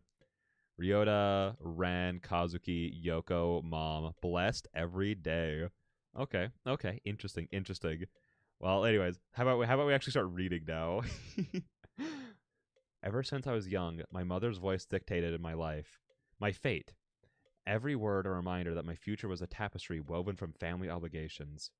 The pinnacle of this was my arranged marriage to Kazuki. Oh, hello, Kazuki. Oh, hello, welcome back. You joined just in time for us to actually like start playing the game. Perfect timing. Also, again, I want to just point out the mouse, the cursor. This is the cutest thing ever. I think that's something I'm falling more and more in love with. Actually, social, it's like a completely your fault with when you did the paintbrush in Why Not Both. Ever since then, as soon as like a visual novel's like, we have a unique cursor, I'm like, oh, thank you. Oh my gosh, that's so cute. But yeah, no, again, perfect timing on your part, Leia. Or Leah, sorry. A budding journalist my mother had met at a cafe shop. Lucky for her, he was in his late 20s too, and looking to settle down. Reluctance gnawed at me, but I accepted more to quieten my mother's persistence than out of any real desire. Love for Kazuki never blossomed, yet his friendship became a comforting presence, his kindness a balm for my uncertain heart. Then, oh, that actually jump scared me. There wasn't even like a sound. Like I like that so much more. I love that so much more. When jump scares don't have any like audio with them, you know, like the typical like bah! Jump scare sound. That got me. That got me good. Lol, nice. Yeah, good. You have yourself the thanks for that. I'm drawing, so I'll keep stream open. Wait, what are you drawing? Will you tell us? Obviously, if not, that's totally fine. I'm just curious. Then, just weeks after our wedding, he died. Suicide, they said. But something about the way he died, the timing felt terribly wrong. Oh. Yet, what can I do? I'm an actor in a play, stuck in a role I never chose. Every move and word feels scripted by someone else, and no matter how hard I try, I can't escape the part I'm supposed to play. I'm gonna move the chat a little bit. There we go. There we go. Just so I can actually see it. I'm like very off the screen right now. Hang on. I'm gonna move myself over. There we go, because I am very much so turned this way. Hang on now, let me pull up the YouTube chat again. There we go. Just a sketch of my favorite childhood story character, the Little Prince. Oh wait, that's adorable. I've actually never read The Little Prince, but that was like a huge story in my schools when I was young. So that's so cute. That's so cute. What a cute little story to go with how intense this is going to be. I like the contrast. Boop, boop. It's been 40 minutes. All you hear is the relentless sound of your mother's voice. I hate this. Mom, I really don't think I'm ready for this. Please don't make me do this. It's a little hard to see the words over her. I'm not gonna lie. Nonsense, dear. You're not getting any younger, and it's high time you moved on. Yeah, it's been 40 minutes. Time to move. Well, I guess she said she's been talking to her for 40 minutes. Not that it's been 40 minutes since the death happened. I want to be happy. Besides, Ryota seems like a nice young man, and he's been asking about you. I know, but I still feel like something's missing. Like I haven't properly said goodbye. He's still here. He's lingering. Oh, sweetheart, always stuck in the past, aren't you? You need to stop dwelling on what's gone and start thinking about your future. Ryota could be a good opportunity for you. She doesn't know. It's not just about Ryota. Mom, there's something off about Kazuki's death. I can feel it. Here we go again. She won't listen to me. Here we go again with your wild theories. The police investigated and they found nothing. There's something wrong. You need to accept reality, not stupid. And stop living in a fantasy world. What do you know about anything? What if there's more to what if there's more to that than what they found? What if Kazuki's death wasn't an accident? Enough. I won't entertain your delusions anymore. You need to focus on being a proper wife and daughter, not chasing ghosts. Ba-dum-tsh. Bitch. Yes, Mom. Good. Now, I'll talk to you later. And remember, keep yourself together. We can't have any more embarrassing incidents like last time.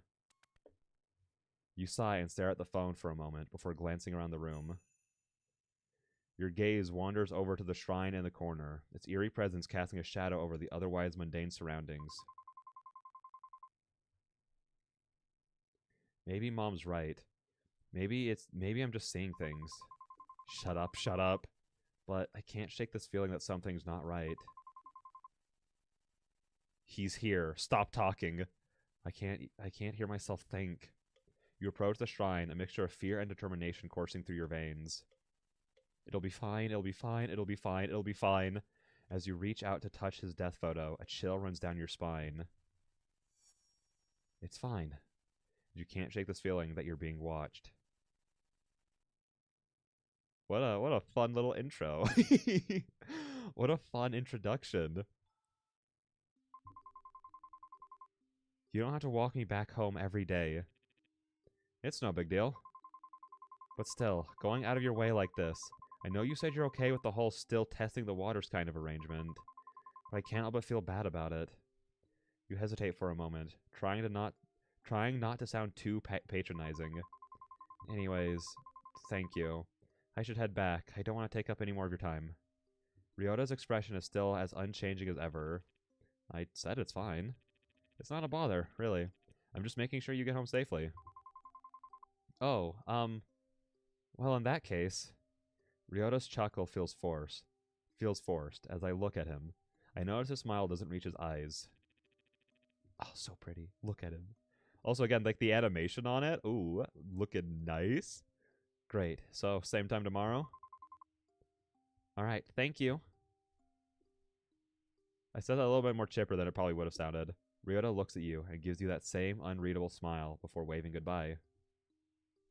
You can't help but feel a pang of guilt and uncertainty as you watch him walk away. He probably doesn't want to get too involved with me anyways. I know he's just trying to be nice, but he's better off with someone with less baggage, especially with everything that happened with Kazuki. You sigh softly, feeling the weight of your own problems. Maybe I should talk to Mom about easing up on her matchmaking. The free roaming section of the game begins now. You can explore the town from 8 p.m. to 11 p.m. During this time, you'll have the chance to interact with the male leads scattered across the map, as well as engage in side interactions with various townfolk. However, it looks like the male leads already have something planned for today, so enjoy your time exploring. Dang it! Dang it! Dang it! Dang it! Just don't stay out too late. You wouldn't want to make mom angry.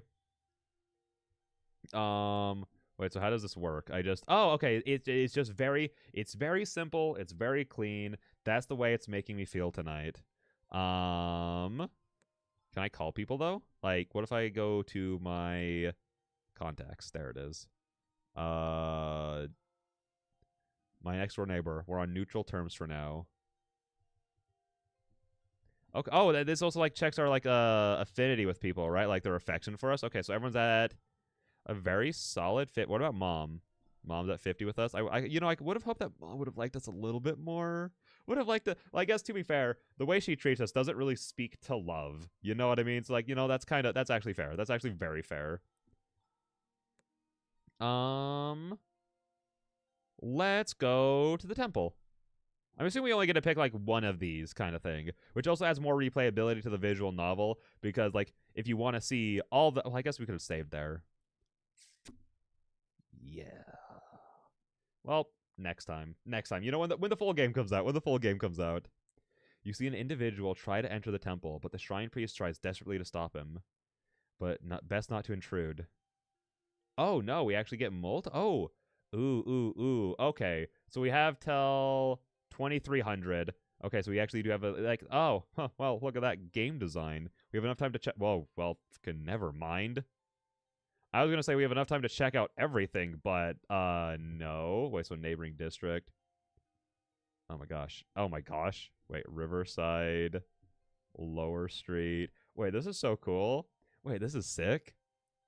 What's in the upper street? What can we find here? The alley, the sweet shop. Wait, no, let's go to the cafe. Maybe something cute will happen there. As you walk back home, you pass by a familiar cafe. Hello? What is your... You're not a love option? Are you sure? Hey, can we, like...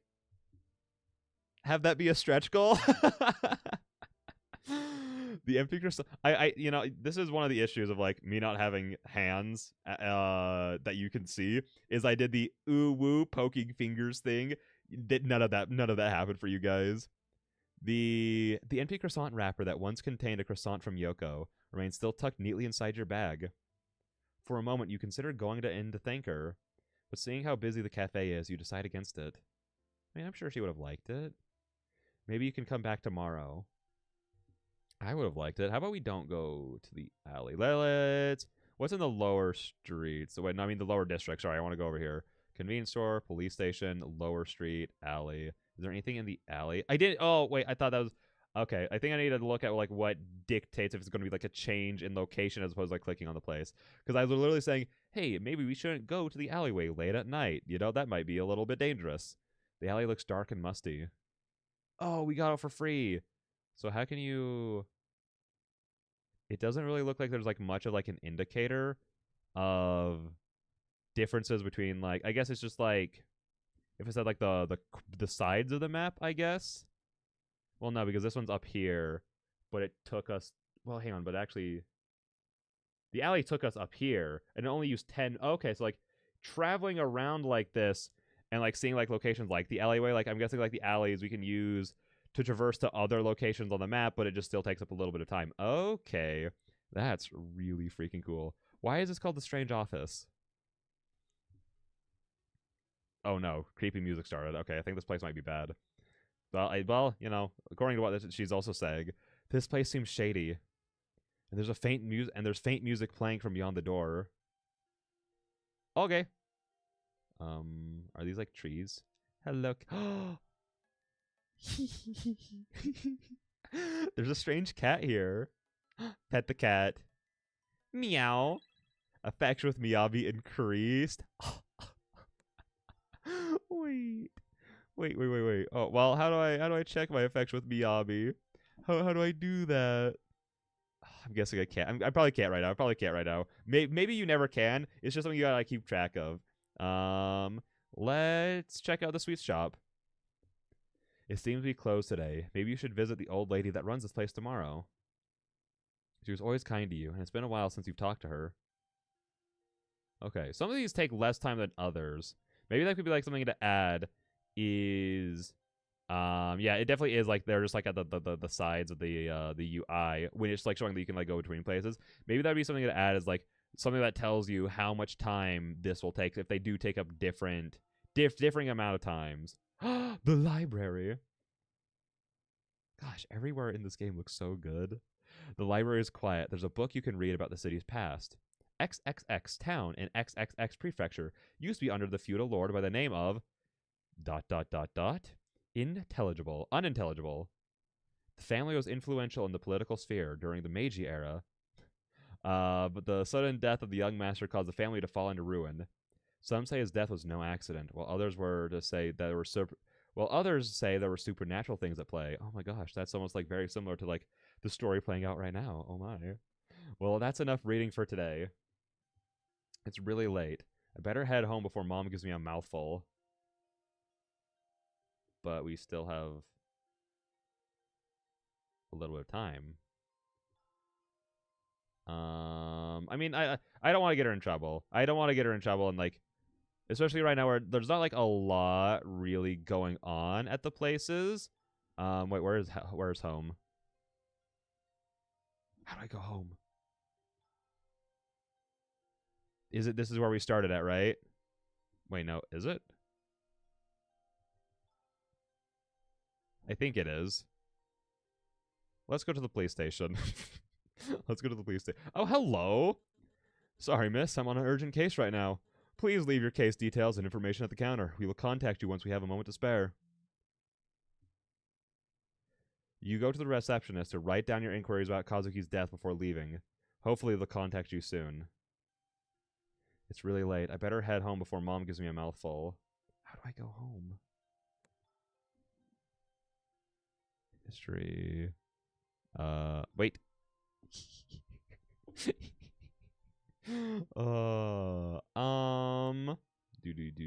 Doobly doos.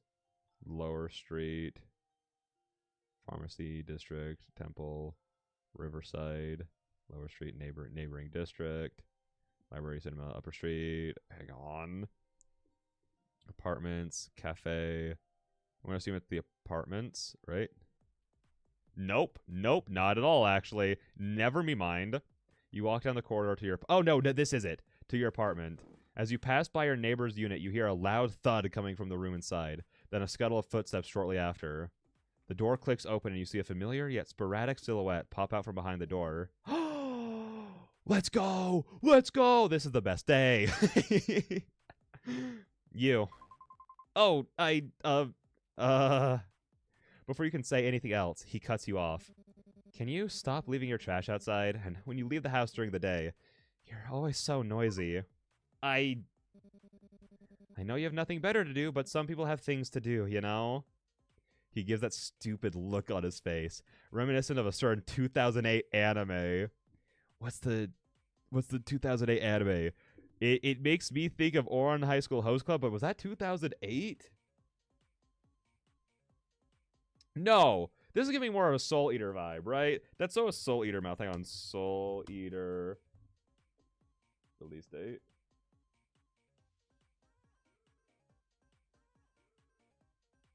$2008. Let's go. I'm pretty sure that's the reference. Hang on, I'm also gonna look up. I don't know why I thought of Ouran High School Host Club doesn't have like any faces in it like that, does it?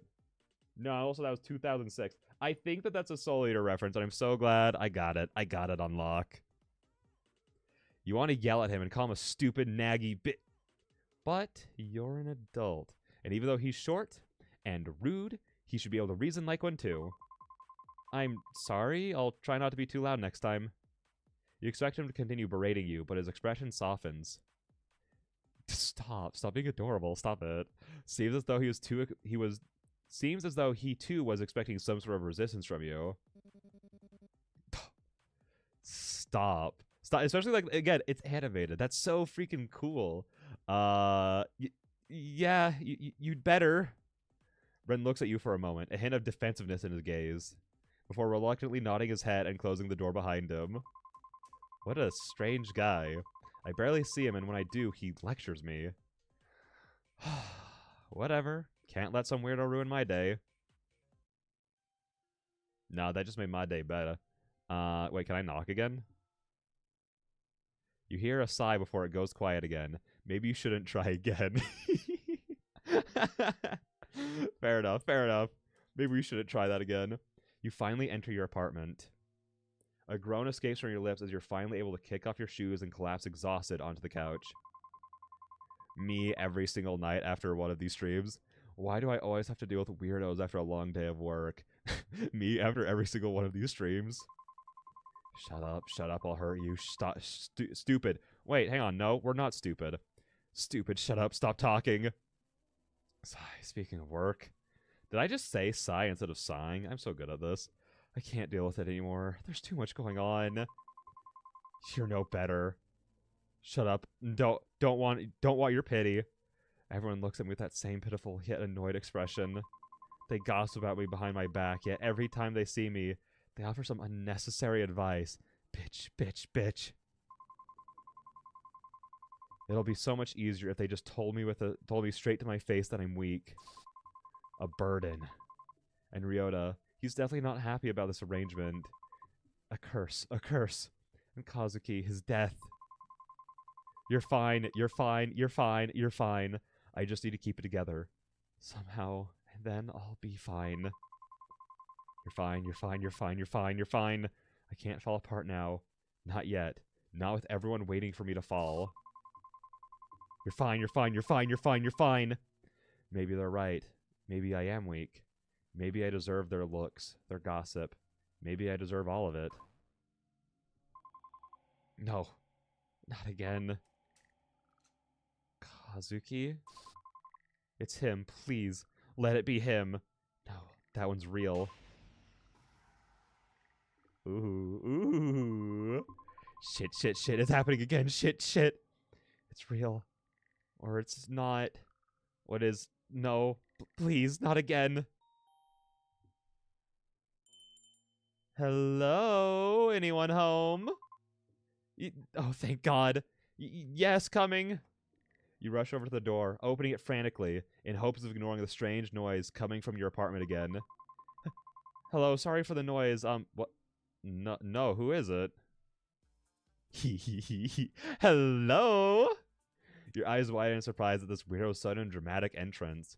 A mix of confusion and skepticism on your face. What?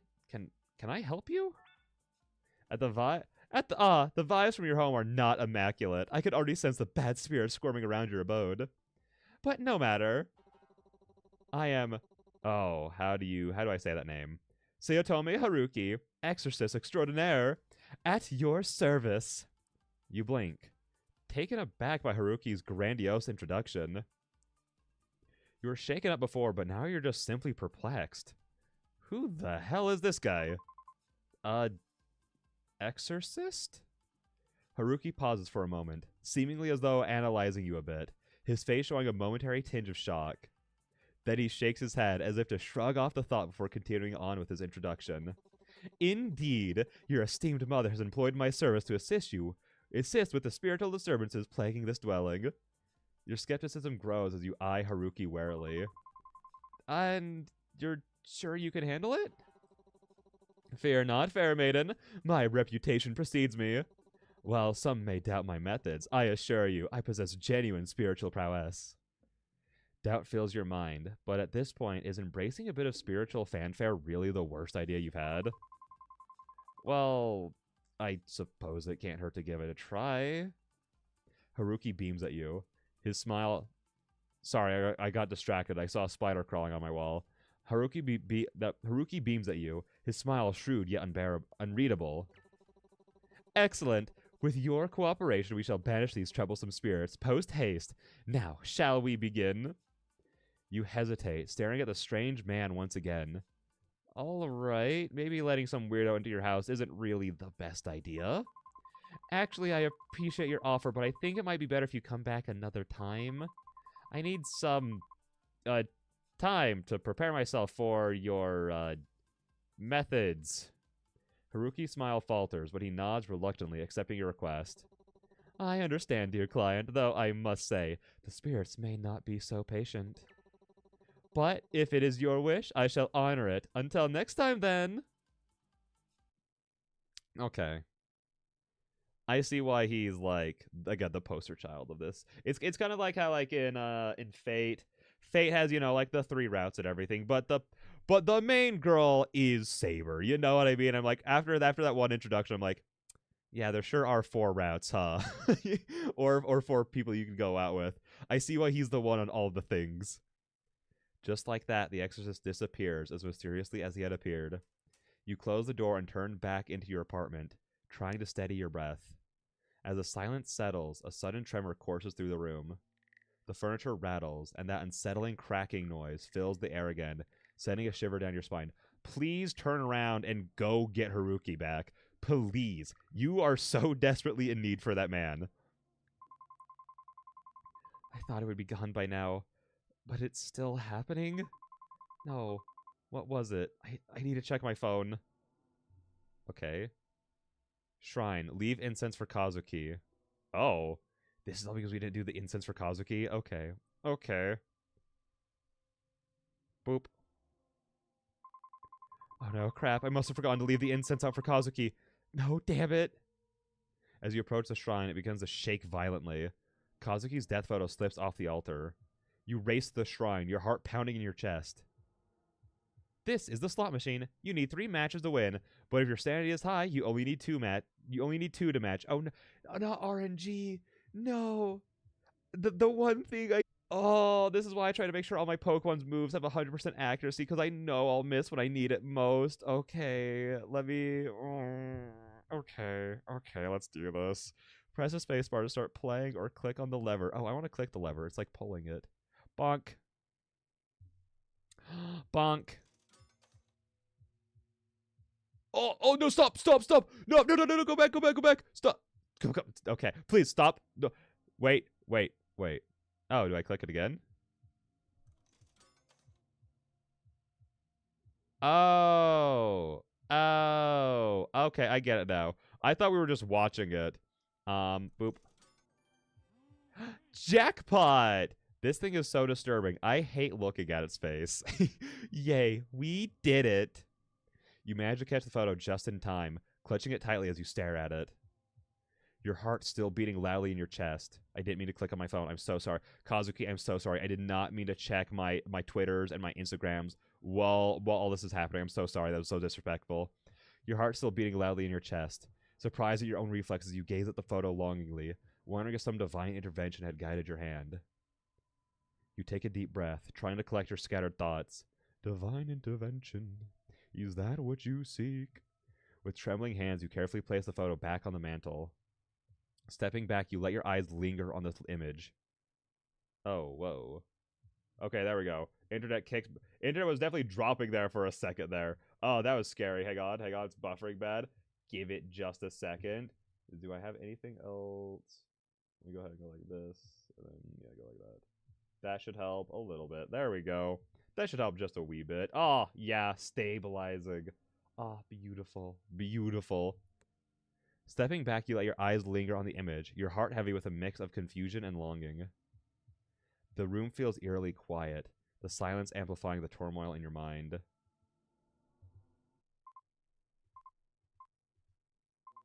Oh, hello. Hi, what's up, husbando? How's it going, love, dear, honey? Hey, you don't want to hurt me, right? Like, that would be so cringe. Like, for real. Kazuki? Shit. I'm losing it again. That's not good. I need to calm down. What did she tell me? What was it? The bathroom, yes. I have to get to the bathroom. Why the bathroom? Normally you would get actual help in order to keep yourself together, but that's not an option for you, at least not right now. So this is the next best thing in keeping things under wraps. In this rhythm-based game, your goal is to match the beat by pressing the arrow keys at the right time. Arrow icons will appear on screen in sync with the music. Hit the corresponding arrow key just when it lines up with the target zone. The more accurately you hit the keys, the higher your score. Okay. Oh, my shoulder is so tight. Hang on. I need to adjust. I need to stretch. Ooh, my shoulder is so tight. Hang on. Okay. Oh no, the internet. Why this week? Why did this week have to be when my internet's deciding to struggle and not be good? It's fine. It's fine. We're okay. Oh, it's kicking back up again. How do I think I'm gonna have to call the internet company. I'm gonna have to call my internet company and be like, hey guys, what the fa? Anyways, back to the game. Keep calm and steady your heartbeat. And remember, have fun. Suppress it. Okay. Now playing. I want udon for dinner. Oh, this is so creepy. Oh, I want to look at all the things in the background, but I'm scared. I'm scared to fail this game. Oh, I'm so scared. Dude, the moment this actually starts getting, like, hard is going to be crazy. Because this is, like, the tutorial one, and I already kind of feel overwhelmed. This is why I've, like, never played, like, Guitar Hero or anything. Because I'm like, it's just too much. It's like, the stress. Like, when I'm actually playing guitar, I do better than when playing Guitar Hero. Because, like, seeing the things coming at me, it's like, ooh, I don't like it. Okay. Everything's going great. I wonder how this is, like, what is this in, like, real life? What is like the conceptualization of this? Because, like, I understand, like, the jackpot thing is, like, assessing your reflexes to do the slot machines to reflect to reflect you using your reflexes in real. Okay, hang on. Okay, did I do good? Did I do good, Dad? To reflect your, like, reflex in real life, like, catch the photos and stuff. I guess this is about, like, focusing. It's about, like, getting, like, yeah, calm. Okay, it checks out. It checks out. Never mind. I was being silly. Because the moment I started talking was the moment I started doing bad. It's like, no, I need to focus. I need to, like, concentrate on everything I'm doing. Okay. I'm fine. I'm good. It's under control. My head hurts. I should go to bed. I want to go to the window. You open the window to let some fresh air in, but all you're met with is the unfortunate smell of sewage. Nice. You close the window disappointedly. Alright, yeah, let's go to the shrine really quick. Kazuki's shrine. You try to tend to it every day, but today you can't bring yourself to touch it for some reason. Your stomach turns as you gaze at his death photo. He looks the same as he did the morning he left. You take a final look before turning away. Today has been so much already. As you enter... Why as soon as we enter the bedroom? Huh? Why is that... Why is that when the dong had to come back? Like, come on. Give her a break. She needs it. She deserves it. Hang on. Let me... Bloop. I need to plug in my phone. Make sure it's charging and staying alive. There we go. As you enter your bedroom, you fumble for the light switch in the dark. Your hand brushes against a sharp edge on your nightstand and you feel a sudden stinging pain. What? What? You pull your hand back quickly, but it's too late. A small, deep cut begins to bleed. How did we do that? Shit.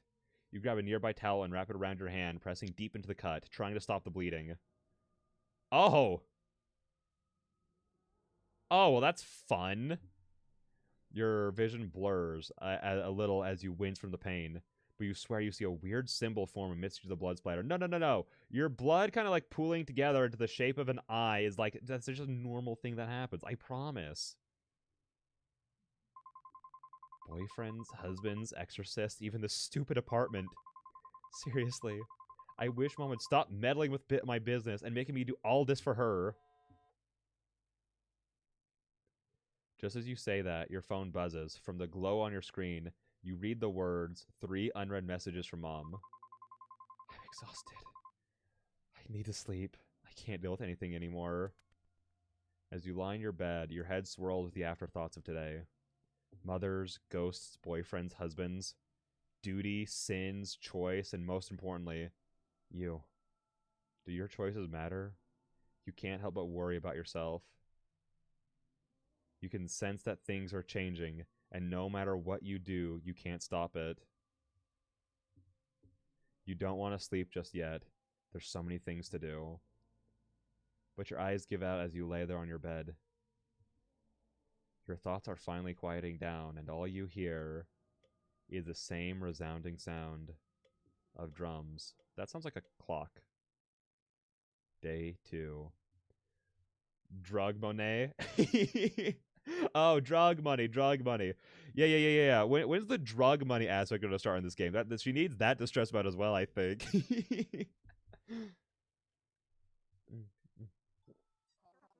mm. Cursed heart, bound by desire. Everything is a curse. Okay. That's cute. That's fun. No. Fun times for sure. I can head home from here. I'd rather not take up too much more of your time, Ryota. It's not a problem for me to escort you back. Oh, well, it's just that I have to get some stuff on the way home. Dinner and such. I won't insist, then. Have a safe walk home. Not stupid. Social, I'm so proud of our names. Ryota leaves, heading towards the cafe. Maybe he's just visiting Yoko before going home. Oh. Email. From mom. My mom emails us instead of texts us? What the fuck? Wait, your heart rate was unnaturally high last night. What do I keep telling you? What do I keep telling you? Keep yourself together, not stupid. This would be like way more. This would be way worse if this was the character named Stupid.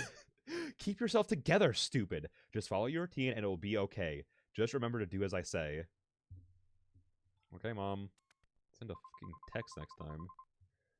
Why can't she mind her own business? Whatever. I still have other things I need to do.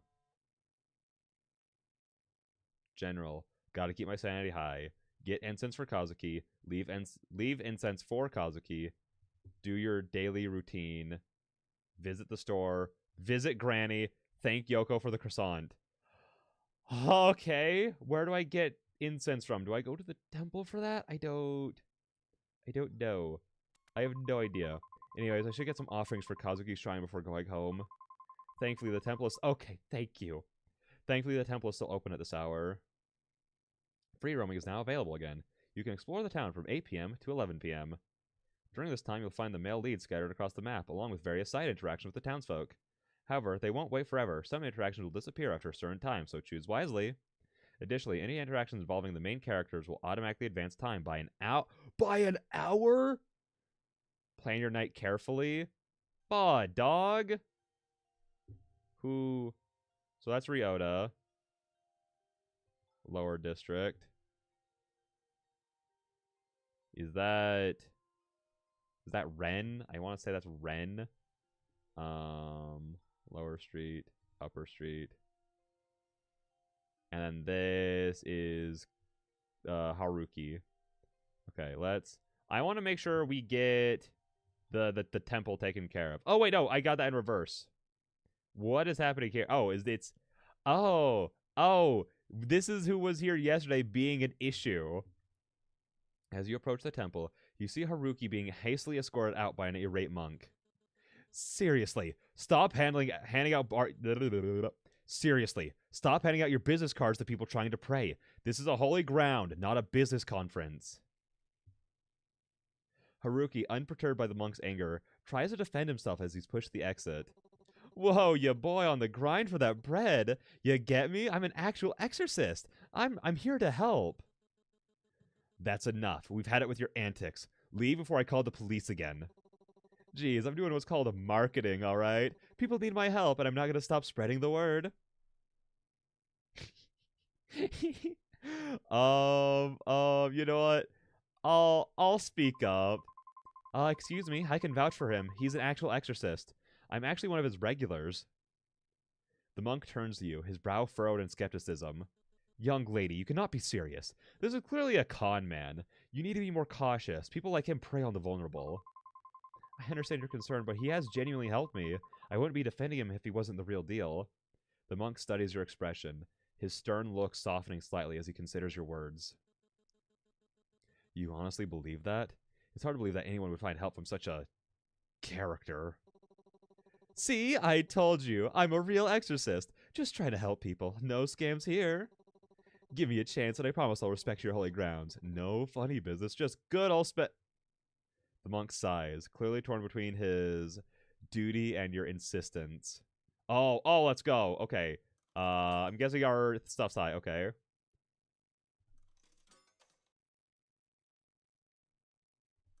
Nailed it. GG easy.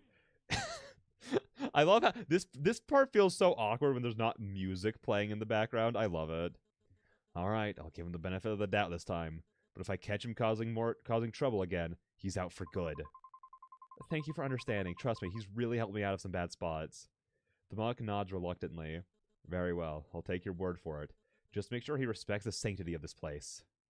Haruki grins widely, clearly pleased. Thanks for backing me up, not stupid. You're the best. I owe you one. Anyway, dear client, what brings you to this sacred ground? Surely you didn't come by just to witness my flair.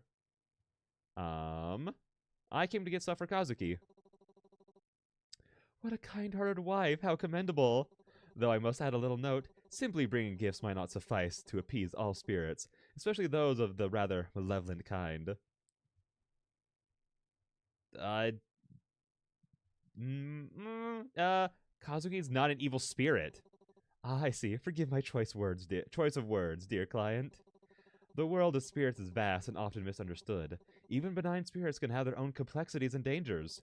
It's just that he's a little different. His ghost, if you will, has a different aura to it.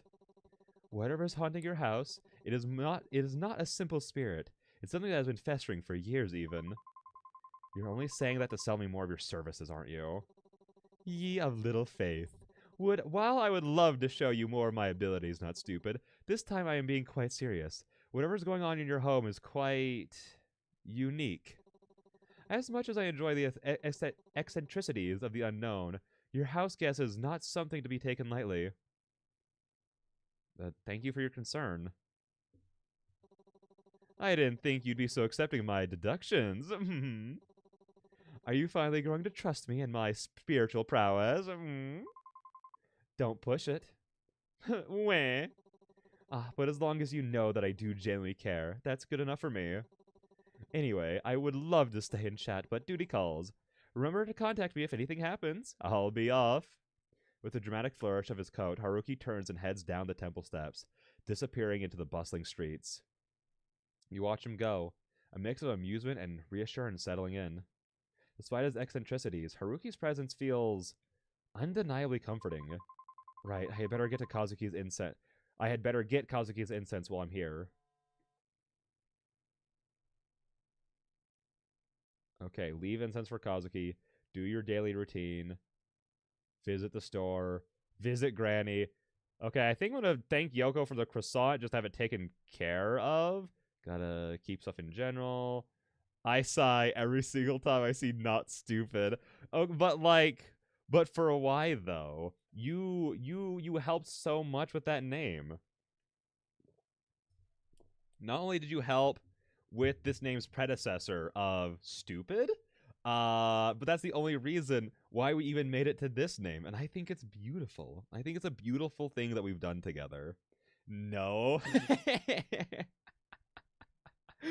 Oh, that's so funny. uh, every single time we have the opportunity to name a character, even if you're not here, I'll just DM you and be like, "Hey, what should I name this character?" I would have said Morgan or Abby or Lana P. Just for you, next time we have the opportunity to name a character, we'll name it one of those three. Okay? How about that? If I promise you that, will you then accept stupid and not stupid? Because I think that they're amazing. Yay. Okay.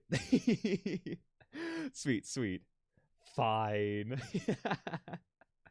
Awesome. Yeah, listen, I'm just trying to be fair. Like, if it does upset you, then I gotta be like good about it. What do I want to do? Visit the convenience store, visit Granny, thank Yoko for the croissant. Okay, hang on. How do I go back out to the map? I mean, our sanity is at 100. Do we need to do our daily routine if we have 100? Upper streets. I don't we've talked to you a few times already. We spent more time with you than other people. We need groceries, right? We need stuff. We need things. Task list. Keep my sanity high. Do your daily routine. Visit the store. Visit Granny. Thank Yoko for the croissant. It's just I don't want to do all the things that take a full hour already. But I do want to visit Yoko. But I also it's probably important to visit the convenience store and buy food to live with and to see Best Boy. But also buy food to live with. And then since we're here, I'll visit Granny. Wait, no, that's not here. But anyways, we can also... So I think we can do this. That'll take us to 22. Then I think we visit Granny. Then we leave the incense for Kazuki. I think that's going to be our plan for the night. Convenience store. Oh, you work here? Oh my gosh. And you look adorable. Oh, stop. I can't get over Ren. Ha. Ren gives the door a blank look. Welcome. Oh. His face twists up in disgust. For the cutest character, he has the strangest faces, and I love it. His face twists up in disgust. It's you. Look, just get what you need and go home. I don't need you to make a mess of my job too. I'm not a You couldn't get enough of me? As if you could get enough of me. Ren scoffs, but there's a hint of appreciation in his face. I don't have a clue what you're talking about. Just get what you need. After picking up the items that you needed, you head back to the counter to purchase them. Ren begins to scan your items silently. He pauses, scanning, and silently looks at the air freshener among your items and gives you an approving look. Oh, let's go. We're in. We're doing it. We're doing it. You look at him, confused at his actions. This isn't the worst thing you could have bought. It's the brand I always get. He appears almost bashful at the admission, as if he has shared a massive secret. Seemingly realizing the strangeness of his statement, he hastily scans the rest of your items without saying another word. He points at the cash register's display.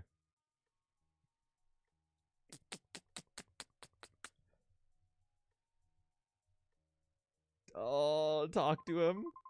I'm surprised you have time to work with how much you're holed up in your... Oh, that's not... I didn't click tease him. That's not... Why would that be what you say? Why is that... What was teasing him? What was the teasing him option? What happens at that? What are you talking about? I'm surprised you have time to work with how much you're holed up in your own apartment. What the freak? That is not at all what I thought was going to happen there. I hate when that happens. Yeah, no. I hate when there's tease him and tease him as two separate options. Again, now I'm just really curious. Is it possible? No, I was gonna say we should go back and try it again, but no, we won't try that. We won't try that. He gives you a grunt. Unfortunately, streaming doesn't cover the bit. Is this character just me?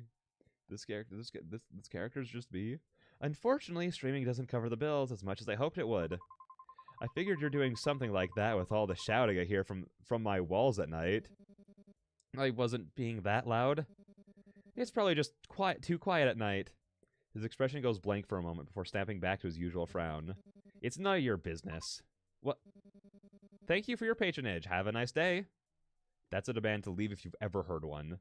As you head toward the exit, you hear a loud crash. Turning around, you see a customer standing in midst of toppled display. Ren, clearly irritated, clicks his tongue. Call out? No, for real. Not me coming straight from my job straight into streaming. Oh. Did you just click your tongue at me? Did you just click your tongue at me? You worthless brat. It's your sloppy work caused this. What if I was injured, huh? It's not my job to deal with morons. What did you say to me? I'll report you to your manager, you. Report away. I'll clean it up. I'm not wasting my time arguing. You keep being mouthy with me and I'll fucking slug you. The customer inches close to Ren and points his finger in his face, threateningly. Ren steps back but realizes he's being backed against a wall as the customer corners him. Defend Ren. I'm not gonna... Imagine I stand and watch Ren just get beaten up, but I'm like, no. Haruki, he needs my help right now. Seeing the customer's aggression, you decide to step in. Hey, how can you say such things? You're the one who should apologize. As you try to intervene, the customer who you can see is clearly intoxicated tries to swing at you. Oh, we so got this. We so got this. I hope this results in us dodging and then knock him out. Fuck that bully up. Fuck him up. Up. Up. Fuck him up. Let's go. Ha. Serves you right. Ren takes the mop in his hands and continues to hit the already down customer. Oh, we did. We knocked him out. Take that. And that. Ren, I think he's had enough. Oh, fine. Aw. So adorable, even in violence. He tosses the mop aside in triumph. The customer drunkenly stumbles his way out, confused by the whole situation. Ren turns to look at you with a newfound respect. It was cool how you dodged that guy so quickly. Oh, what's that? I don't think I heard that first part quite clearly. You're saying how cool, amazing, and pretty I looked while standing up against that guy? Huh? I didn't say anything like that. It's just nice to hear some appreciation coming from you for once. Don't get used to it, but, yeah. Thanks, I guess. That could have gone a lot worse. No problem. Glad I could help. Plus, it was kind of fun seeing you swing that mop around. Yeah, it's called... Shut the fuck up. I was about to make that joke. Yeah, it's called zoning, and, you too, I guess. Aw, you do care. You make me regret saying that. Look, just if you're free tomorrow after work, we should swing by the shop near the apartment. You know, the one owned by that old Legranny. I'll pay back this favor. Are you asking me on a date, Ren? What? No, I just... owe you one, alright? Relax, I'm just teasing. I'll be there. Good. And, thanks again. Seriously. Anytime. Just try to not get into any more fights while I'm not around. Yeah. Just get out of here before I change my mind about being grateful. With that, Ren gives a nod of appreciation before turning back to his duties. You leave the store feeling accomplished and got to see the cuter side of Ren to boot. Aww. Adorable. Cute. Wait, so I want to test something now. My plan was to visit Granny, but I want to see if us going there on the date counts as us visiting Granny. That's something I want to check. So I got to...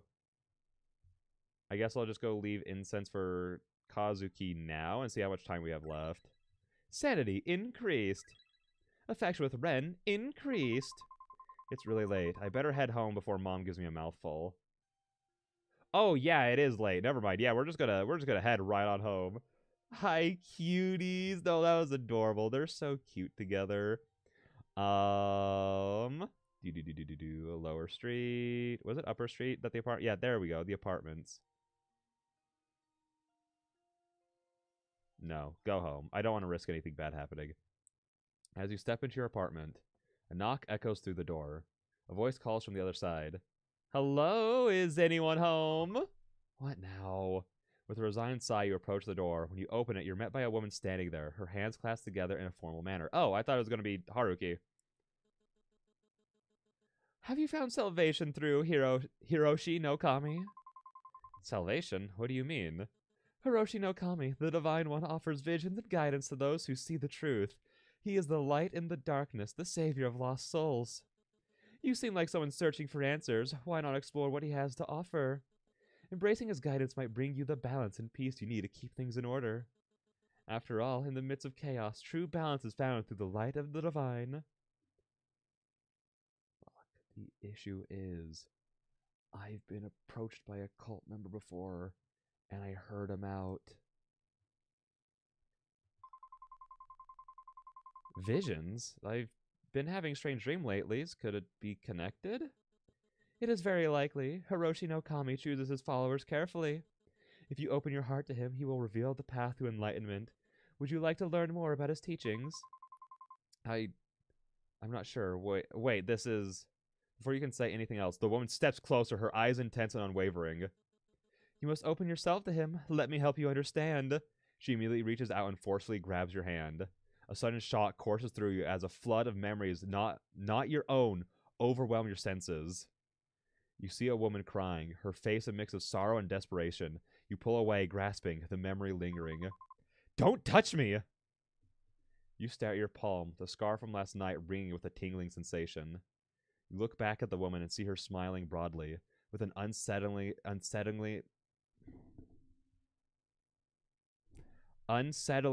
serene expression.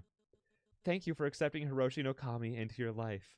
His light is now within you. She steps back, still smiling, and turns to leave. May Hiroshi no Kami's light guide you always. With that, she walks away, leaving you standing in the doorway, reeling from what just happened. Yeah, I think I take a bigger hit to my sanity than 5 points, but I respect her. She's more resilient than I am. Alright, yep. Shrine time, baby. After a long day, you decide to visit Kazuki's shrine. Compared to the day before, it's still relatively neat. I should take care of him first. I hope this keeps you at peace for tonight once again. Maybe it's my imagination, but the air around the shrine feels a little colder. The feeling of gratitude settles in my bones. You smile softly at the shrine. Good night, Kazuki. Tidy shrine. Work was tiring today. I'm sorry, Kazuki, but I'll do what I can. There. All better. Affection with Kazuki increased. Yeah, leave. I mean, that's the only option that we have. Get the incense. Yes, look at that. We did so many things. We did so many things. And we can take out the other things later. I want to do this while we have the time. You're keeping it together pretty well, but there's no harm in making sure you're extra calm. Select music. Funky vibe! Easy? Okay. Whew. Boop, boop, boop. It's fine. We only... Oh, gosh, the eyes are back. Oh, the eyes are back. It's fine. We only need to get 5 points back, and I figured it's, better... Because there's, not much else we can really do at this time, so it's we might as well just do this, keep our sanity as high as possible for as long as possible, essentially, is my thought process. Oh, this is funky. I need this game to release a soundtrack so I can listen to it, so I can put it in the back of streams, put it in the back of YouTube videos. It's nice. You have hit 96% of the total notes. Let's go! Sanity increased. Dude, I'm doing way better at keeping my sanity up than keeping our numbness down. There we go. We only have 3 things to do. Let's go ahead. Can we leave, actually? Afraid that the strange woman would come back. It would be best not to leave the house now. That's so fair. Window. The window remains closed from the previous day. Do you still want to open the window? Yeah. You open the window, despite the nauseating stench from yesterday, and yet you're met with the sweet smell of... cotton candy. I'll leave the window open for now. At least it smells nice. Oh my gosh, is there going to be a new smell every single day? I'm going to guess that if we leave the window open on certain days, something's going to, sneak into the house or something. That'd be fun. That'd be fun. You step inside and everything seems in place. The door clicks shut behind you. For a fleeting moment, peace settles in the air, and your mind drifts back to the day. Whenever I'm with Haruki, his high energy makes me feel less tired, and he's surprisingly fun to be around. I don't know how Ren does it, but customer service is certainly not for the weak. I would get so tired after dealing with those customers. And a soft, unexpected smile brushes your lips. Maybe things aren't so bad after all. Maybe not everything has to be difficult. But before the thought can settle, something stirs beneath your skin. Guilt, thick and alive. Oh, guilt, thick and alive, begins to bubble, crawling its way through your veins and towards your fingertips. Your hands tremble. You glance down. Was that a flicker? A slither beneath the surface? What? What the? You're no better than your mother. You're really enjoying life, huh? You're fake. Fake, bitch. How can you enjoy life when Kazuki's killer is still out there? You don't actually believe he's committed suicide. Do you? Do you? Do you? Do you? You're not doing enough. The accusation lingers, sinking its claws in. Your fingers finding your nails, and you begin to pick anxiety, bubbling up, choking your thoughts. You're not doing enough. No. You're already working on finding his killer, aren't you? Yet the doubt coils tighter. Are you making any progress? It whispers, persistent. Who gave you the right to smile, to feel any joy when Kazuki is nothing more than ashes now? Your nails dig into your flesh, tearing at the guilt festering just beneath the surface. You claw at your skin, frantic as if somehow you can scrape away the guilt, as if those phantom insects crawling beneath the surface will stop moving, stop whispering. The scar on your hand throbs, sharp, biting, and suddenly the wound opens again, fresh blood dripping down your wrist. Your head pounds, a drumbeat of dread. A knock echoes from the door, soft but familiar. The cult again. Oh, I thought it was going for the bathroom door. I mean, not from the bathroom door, but the bedroom door. I thought it was someone knocking at our bedroom door. That would have been crazy. I would not have been okay with that at all.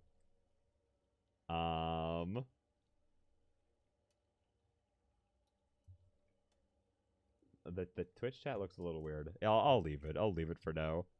Panic seizes you, and you run to the bathroom, desperate to escape, to wash away the dread crawling up your spine. You splash cold water on your face, but as you glance in the mirror, something flickers behind you. A shadow. A presence. Your stomach twists violently. Bile rises, and you hurl the day's lunch into the sink. Oh, please don't show it. I know it's going to. Trigger warning. If you don't want to see it, don't watch. Then, without warning, the lights snap off. Darkness engulfs the room, thick and suffocating. The only sound is a low, menacing hum of the ventilator and the running water filling the void. And then footsteps. Thumping. Scuttling. Someone is outside the bathroom door. Not stupid. A voice calls out to you. Mom? No, it can't be. She's far away. Too far to be here. You shake the thought away, but the thumping grows louder, and cold dread seeps into your bones. The wound on your hand bleeds more, pain shooting up your arm. Kazuki? You whisper a prayer, barely audible. Sorry, please, I'll find your killer, I swear. Your phone buzzes in the dark, cutting through the tension. A notification flashes. It's from your mom. Remember to call if you need help. Can I do that right now?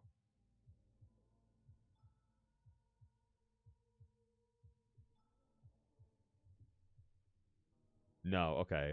That would have been a crazy mechanic if you could call people during, like, scenes. That would have been crazy. Your heart clenches, a bitter laugh slipping from your lips. Fuck that, I'm not calling that bitch. But then a colder thought cuts through the fear. Who are you calling? Haruki! He can do something. Your hands trembled as you pulled your phone out to call the only person you knew who could deal with this. Ring, ring, ring, ring. Click.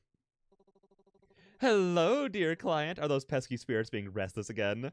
Or perhaps they're moving things around your apartment. Fear not, for my services are always at your disposal. You're so taken aback by his precise knowledge of your predicament that the rest of his bombastic greeting went right over your head. How did you... anyway, you're right. Things in my apartment were moved while I was at work. I swear my apartment was empty and no one was home. When I got back, everything was a mess and... something felt off. I didn't know what it was, but it felt... supernatural, perchance? Is that really... That's not really what happened. Just tell him that, like, there's a freak outside your door calling out to you.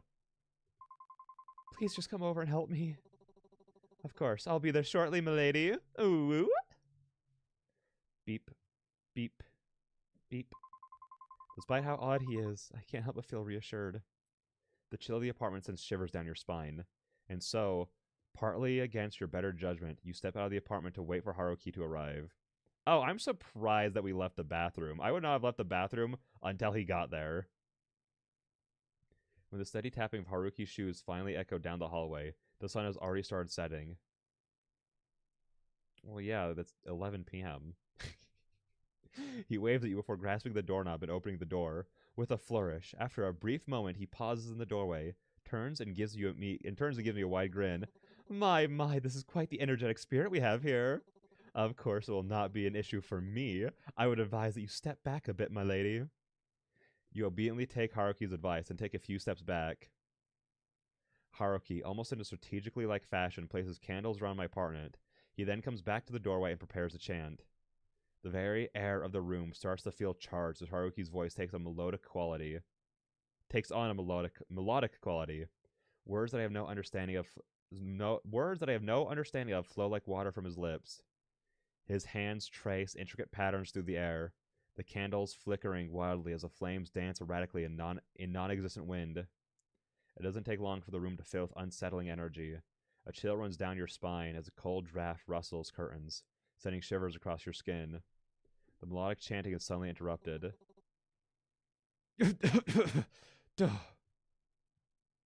Hiroki clutches his chest, staggering. A faint trickle of blood escapes from the corner of his mouth. Each cough sends a speck of blood splattering across onto the floor. The room is filled with sounds of his labored breathing, and the eerie silence is only accompanied by the ticking of the clock. The flickering candles slowly calm as Haruki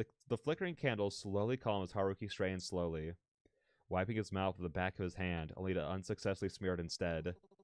It's fine. Just a particularly strong spirit. I'll manage.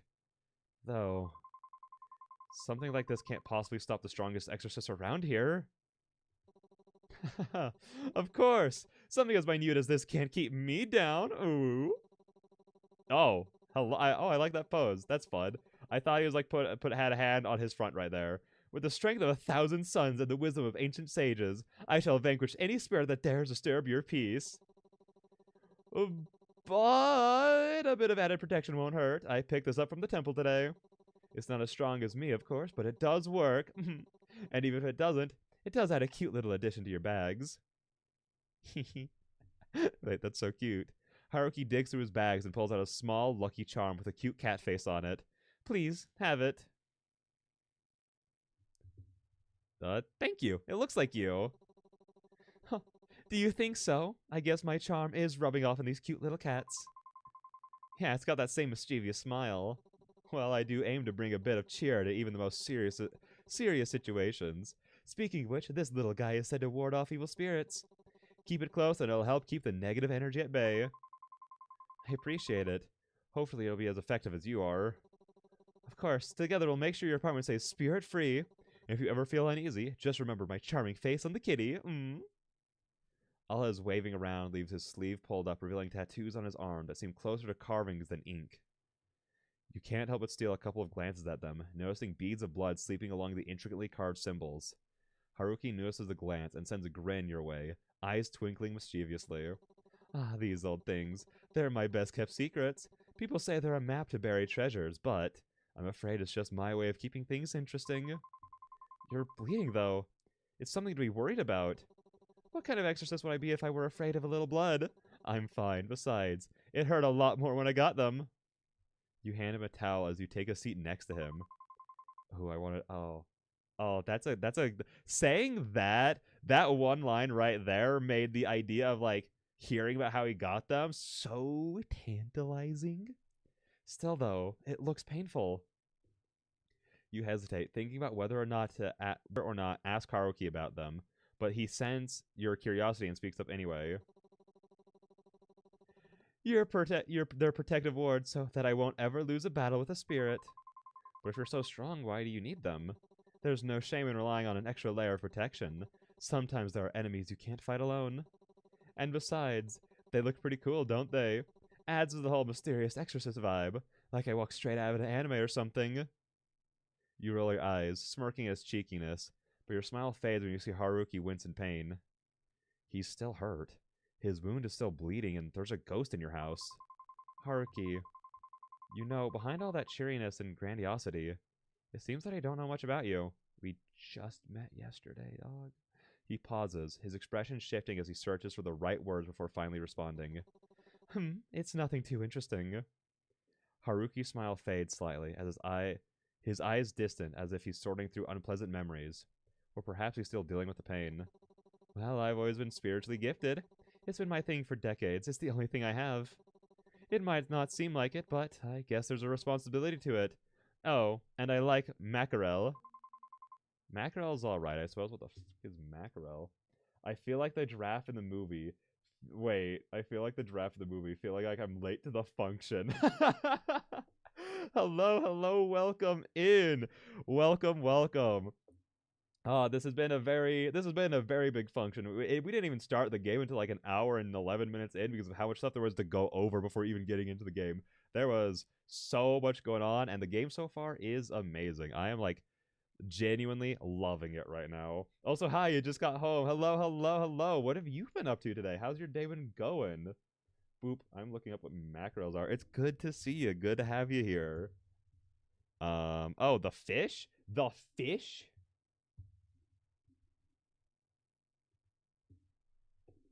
I mean, yeah, macros are okay. Boss called me midway through my shift.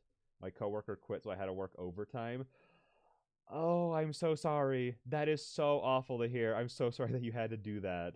Like, it's like the two sides of that are like, I'm glad you could, get that bread, get the bread, gamers. But it's also like, but that sucks. But that sucks. I have to suddenly like need to work overtime. That's so unfortunate. So, but I'm glad you're home now at least. That's nice.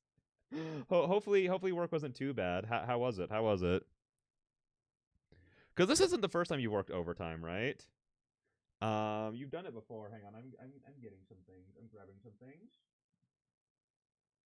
I'm grabbing. Yeah, 4 extra hours of pay is not bad at all. Yeah, exactly. That's why, like, even when I had like my first job where I was being paid the minimum wage, uh, if there was ever like a time of like, hey, it's Saturday and this person just called out, who wants their entire shift? It's like, I mean, my paycheck barely covers gas. I'll take it. So super super good. Hang on, I grabbed too many things. I'm trying to adjust my webcam so I'm not constantly looking up at y'all. I mean, that would be how it is if we actually talked, but like, I want to. There we go. That's better. That's better. All right, there we go. It's not the first time. I told you about last week's Tuesday. Wait, remind me of last week Tuesday. I know you did, but remind me of it if you don't mind. Isn't that another time of like wasn't that literally another instance of someone got fired so you also had to work the entire day? Right? Mm, mm. National holiday. Right. Yes. Yes, I do remember that. God, that was only a week ago. That genuinely that genuinely felt like it happened in August. I'm not I guess, but that wouldn't make any sense. That wouldn't make any sense. This has been a long week. This has been a long week. In good ways and bad ways. Because when you said last week's Tuesday, I was like, what do you mean last week's? Wasn't that like a couple Tuesdays ago? Like, what are you talking about? No, that's so true. But well, again, I'm glad that you're able to get that bread though. Again, hopefully work wasn't too bad for you. Because that's always sucked. Like something I hated about working the extra shift is like when your first shift is like going nice, it's going smooth, buttery even. You could what the did I just try and say? I'm just gonna move on. I'm just gonna take that thought back behind the barn and leave it there. It's going off to a better place now. But when your first shift is like very, very nice and very, very easy, and then you pick up the second shift and everything just goes to hell, that's always such a bad feeling. I get my first official paycheck on the 28th. It's not even been a month. September's just been so long, man. I don't. Oh, dog. September's been so long. Oh my gosh. And there's still. Oh, oh. I just had all thoughts of all the things coming up. This is going to be like the busiest freaking weekend of my entire life. And like this from here, basically from the start of this festival to next Tuesday is going to be so busy. It just like literally genuinely nonstop. As soon as something ends, goes to the next thing. As soon as something stops, goes to the next thing. Like that kind of thing. Anyways, wake me up when when September ends. Oh, yeah, exactly. My brain immediately went to wake me up before you go. That's obviously not what you're referencing, but it's that's where my brain went to. But yeah, I'm glad you're here. I'm glad you still had a good day though. Uh, can't I can't wait to hear what you get with your first official paycheck. That's gonna be exciting. But anyways, back on in. Wait, actually, do you have any plans for that? Or is it just kind of going into the savings right now? Like, do you have any plans? Obviously, you don't have to tell me if you don't want to right now, but I was just curious. The amount of times my brain goes, should I ask this question or should I get back to the main topic? And that's kind of what happened right there. Of like, I was gonna ask it, but I was like, oh no, we should probably get back to the game. And then my brain went, but I'm curious right now and I want to know. Half of it's gonna go to groceries and on various house expenses. Okay, okay, based and real, based and real. That's also what my upcoming paycheck is going towards, so valid. That it always is funny though, of like whenever I'm like, oh dude, like look at all this money I have, and then I forget about all the bills that need to get paid monthly, and it's like, ugh, how many times do I need to pay this? What, once a month? Forever? Oh, come on. Their half is gonna pay for my passport and visa. Oh, let's go. Oh, that's exciting. Oh, that's so cool. That's so cool. Can't wait to hear how that all goes, because that is very exciting news. Well, not news, but that's very exciting. That's very exciting. But yeah, with that being said, now we should probably get back on into it. Mackerel's all right, I suppose. All right, it's the food of the gods. I'll leave just enough to buy ZA at least. That's, you want to hear about how my ZA day is going? I took my birthday off of work, but then it came to my attention that ZA is coming out on a Thursday. I don't get off work until late Thursday night, and then I have plans Friday after work, and then I won't be able to play it until Saturday.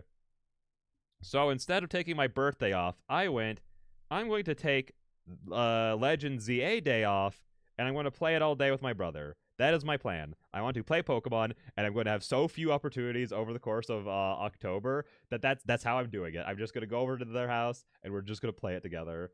So that is, that is so valid. That is such a valid thing to do. I'll just bring my Switch to work. See, I could like technically do that, but my job's like too active. That's why I play gacha games at work. I hit the auto button and then it goes.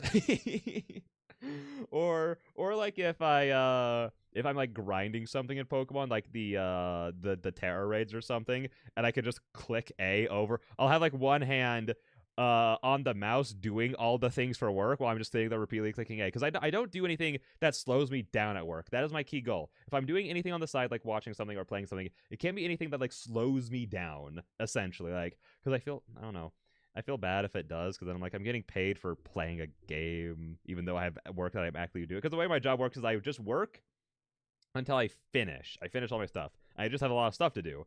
But so if I'm playing games on the side, then it's like, I can't do that. I can't do that because it slows me down, and then that it's like disingenuous essentially. But dude, if I still worked at like the amusement park I did, I would so bring it. Actually, no, I wouldn't, because they were so strict. It was like the type of company of like, whenever I would be like running games of laser tag. Like if you're running laser tag, you basically go and sit up in a dark room all night by yourself. Because especially on like the weekdays where like kids aren't coming, it's like, oh man, I have a 7-hour shift after school. I ran one game of laser tag that was 15 minutes, and then I just sit in the laser tag room for the next 6 hours and 45 minutes. And hey, you're not allowed to be on your phone, so have fun literally just sitting there. You're not allowed to do anything else but just being in that room. It was so stupid. It was so stupid. So dumb. Anyways. I'm so excited, dude. I'm so excited for that game. So many things. My copy of Silent Hill F is getting here tomorrow. Then freaking Lock and Key's coming out on the 30th, and then Digimon is coming out on the 2nd. And dude, I don't know how I'm gonna have time to play that game, like, ever in my life. It's going to be so long. I don't know how I'm gonna do it. And then Legend ZA is coming out, and I'm dedicating a lot of time to that game. I'm dedicating a lot of time to that game because I love Pokemon. I need to lay down. You read, and I'll get ourselves tucked in. Okay, absolutely. You're right. I should get back to reading the thing. Haruki's expression shifts to something softer, but still is genuine. I know it might be hard to trust someone like me, but if for some reason you do, thank you. I appreciate it. I promise I'll tell you everything someday, maybe over some fried mackerel. You give a soft chuckle at his playful remark as he returns to his usual demeanor. He adjusts his sleeves to conceal his tattoos once more. The little ritual I did should keep them quiet for a while, but watch out. This is one persistent... Why did I put so much emphasis also on one instead of persistent? This is one persistent spirit. You nod gratefully, feeling a sense of relief mixed with concern for Haruki's well-being. Thank you, Haruki. Please take care of yourself. He acknowledges your words with a nod, his eyes reflecting a flicker of gratitude amidst the wariness. Always, my dear client. Until next time. Haruki trots back down the hallway, giving one last wave as you close your door. Sanity increased. Well, I already had it at 100. Affection with Haruki increased. Sleepy time? Is there anything at the shrine? Kazuki Shrine. You've tended to it today. You take a final look before... Okay. Nope. Time to go to bed. Time to sleep. Oh, gosh, I'm so jealous right now. Getting to sleep, that sounds so nice. As you drift into sleep, fragments of another life flicker through your mind. Faces and voices swirl around you, familiar yet distant, leaving an unsettling sense of deja vu. There's the leader's presence, a protector's shadow, a friend's warmth, a wanderer's wisdom, and a companion's loyalty, all tangled in memories you can't quite grasp. You want to make sense of it, but wariness pulls you deeper, into a void-filled slumber where the past whispers but never fully reveals itself.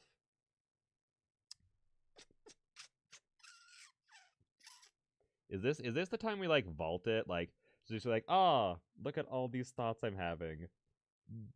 Time to put those away. You know what I mean?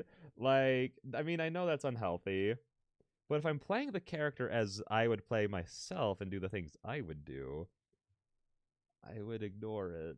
Well, no. But it's supernatural, though. And supernatural is different than, like, vaulting your own emotions. I'll dig deeper. You feel your heart wrench as memories of the past continue to swirl in your brain. You hear the same familiar knockings, but this time they feel different.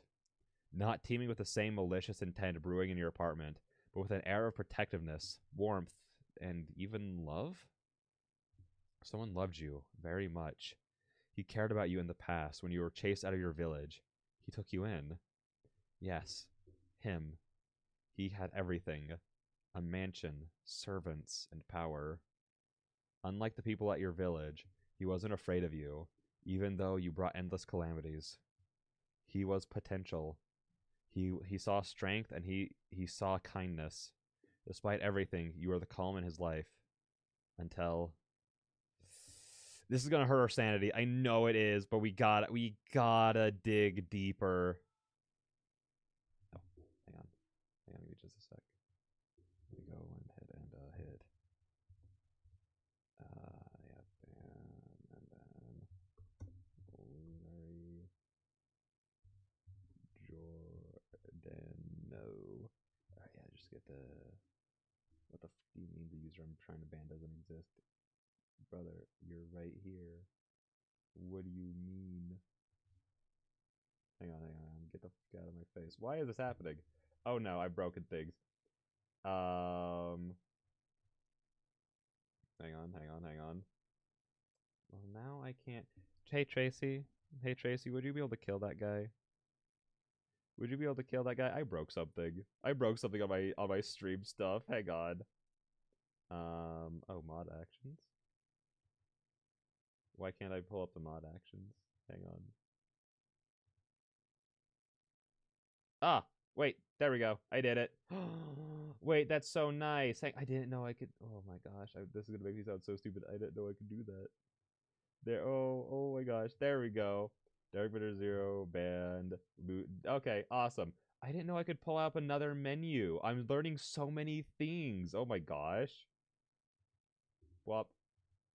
There we go. Until the calamity. Yes, you ruined everything. You had someone who loved you, but you couldn't help it. You had to ruin it all, didn't you? You had people who cared, yet that wasn't enough. You had to destroy everything. Persistent ache gnaws at your temples as you toss and turn in your bed. When you finally drift off, you find yourself trapped in a state between waking and dreaming, with the oppressive weight of sleep paralysis pinning you down. All around you, the shadows dance and morph into haunting figures. Muffled voices, distant and unintelligible, echo in your ears as they scream your name. You see the people who loved you melt into a horrifying mass of flesh and blood. You try to scream, to move, but your body disobeys your desperate commands. Just when you think you can't take any more, the darkness recedes. You wake up drenched in sweat and trembling, the nightmare's clinging remnants, leaving you shaken and exhausted. Yeah, I figured that'd take a big hit to us, but it was worth it. W mod. Now our mods here are great. They are the best of the best. I love them.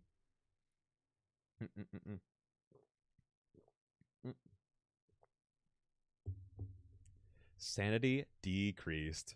Yeah, that's so fair. That's so valid. Okay, so it was definitely like the days that like when I was talking earlier about like what got added in this update, it was like the whole day system. It was like day 5 getting added. Okay. Okay.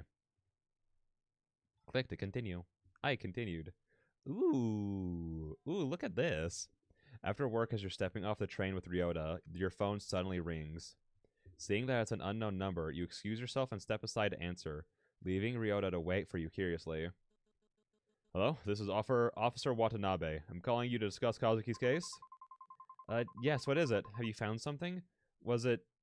Did you find his body? Oh, we've never even found the body? What? And people don't think that people are like, no, there's nothing weird about this. We just can't find him anywhere. Like, what are you talking about? Actually, we didn't find anything. We've thoroughly investigated the matter, and the evidence all points to a tragic suicide. We believe it's time to close the case. I understand this is difficult, but continuing to push won't change the outcome. No, you can't be serious. There are too many unanswered questions. I know there's more to it. Kazuki wouldn't just end his life like that. His body wasn't even... That's what I'm saying! His body wasn't even found, and that suicide note was clearly fake. Again, I sympathize with your situation, but all the evidence supports our conclusion. The body? How about find the body?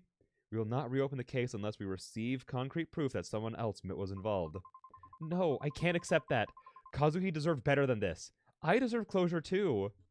Look, I understand that you're grieving, but if you continue to pursue this, you could face legal repercussions for obstructing the police. I'm advising you to let it go. Are you just going to leave it? We don't have the manpower or resources to waste on a closed case. I am very sorry, and I hope that you will be able to find peace soon. And with that, the line goes silent. You angrily close your phone. Your reflection stares back at you helplessly from the darkened screen, as if begging you to do something to fix this. An overwhelming urge to scream wells up in your chest. I'm sorry about that. His voice surprises all the rage out of you. In your agitation, you had forgotten that he was still there, watching. The whole debacle unfold. You turn around mortified. Sorry about that, It's just the police again. You must have guessed I've given up on the Kazuki's case. I'm really sorry that this is happening after all. I'm really sorry that this is happening after all the work you put into this. I don't know what I can do to help, but if there's anything at all... No, it's okay. This is my burden to bear. I can share it with you if you let me. Even so, it's not good to fret over the past. Your mother's right about that. No, that was the wrong thing to say. That one sentence right there? The worst sentence you could have said. I gotta go now. Good night. Have a great rest of your night, social. Sleep well. Thank you for stopping by as always. It's good to see you. Good night. Ugh, not her again. I know you really look up to her, but she's not exactly the best person to listen to, especially with how stubborn she is about her ideals. The way she believes how anything can be overcome if you just put your mind to it. But sometimes hard work just isn't enough. I know how headstrong your mother can be, but that mindset did help me and Yoko out of everything. You vaguely recall how your mother was there for Ryota and Yoko back in school. She helped them to escape their abusive home, always listening and supporting them as their teacher. Oh, well, you know what? Suddenly I feel like I can't judge the mothers harshly. Never mind. I was sitting here thinking like, oh, she just sucks. She's just the worst. Maybe she's not so bad. It's a memory that sticks with you, especially when you think about how different things were for you. She means well, and she cares about you. Does she now? The words come out tense and bitter. You can't help but feel angry at your mom for pressuring you, even in her absence. At Ryota, even though he doesn't know any better, and at yourself. Ryota senses the change in tension and clears his throat. Today's been a long day. Should we grab some food before I take you home? Yoko has been going on about this new pastry at the cafe. We could give it a try. You hesitate, unsure of whether to accept his offer. On one hand, you're annoyed at his blind admiration to your mom, but on the other hand, you know he's not doing it on purpose. Yeah, we'll accept. He's the only one we haven't done anything with. Alright. I'm a bit hungry, so let's go. Ryota smiles warmly at you, his concern momentarily fading. All right, let's go. Affection with Ryota increased. Oh, it's increased already, and we have... Hey, Yoko, how's it going? Oh, Ame-chan, are you here to see me? Oh, and you're here too, I guess. Are you 12? You're always so sensitive, Ryo. Anyways, how can I help you guys? Oh, I just came here to talk to you. Oh, that's funny though. That's really funny. I would, despite it also being what I want to say, I would never have the balls to say that. No. Actually, I'm here just here for a quick bite. Ah, playing it cool, huh? Anyway, we've just gotten some new pastries that are to die for. What will it be? Chocolate crepes are too much. They are... What is an eclair? I don't even know what an eclair is. Hang on. Eclair. Oh, what? Those look like diabetes, but I want it in me. Oh my gosh. Hang on, what is a Mont Blanc? Mont Blanc. Mont Blanc?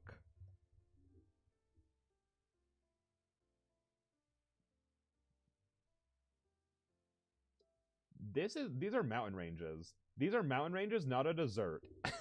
Hang on. Dessert.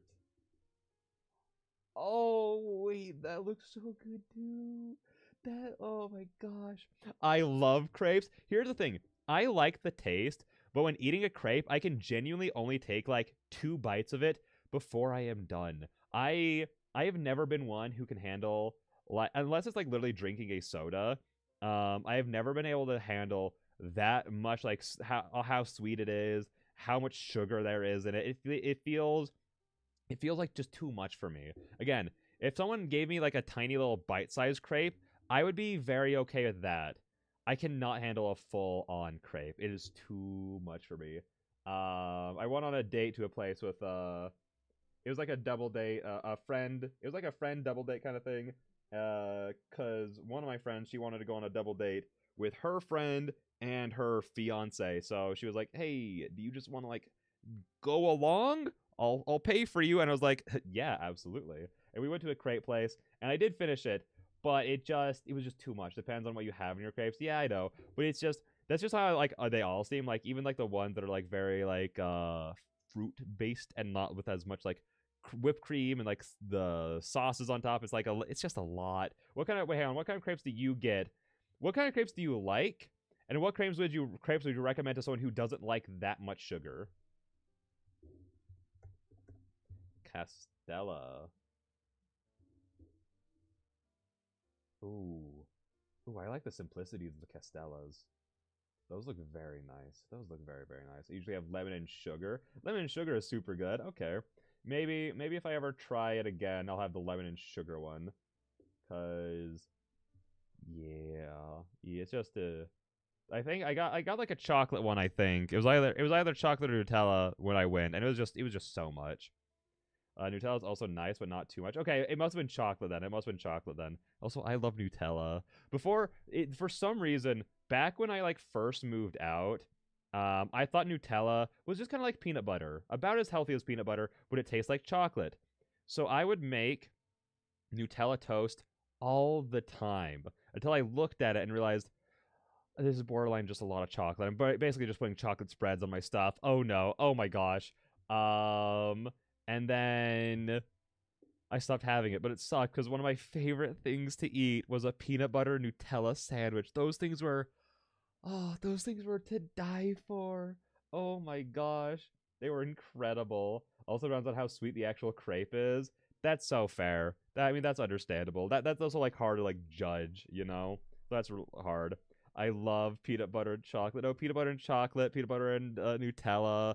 It's just such a good combination. I don't have much anymore, obviously, because I'm trying to like, be healthy and stuff like that. So I very rarely, honestly, that might be the next thing I do. Next time I have like a big cheat day, in like a month or something, I'll just go buy a thing of Nutella and then just have like some peanut butter Nutella sandwiches.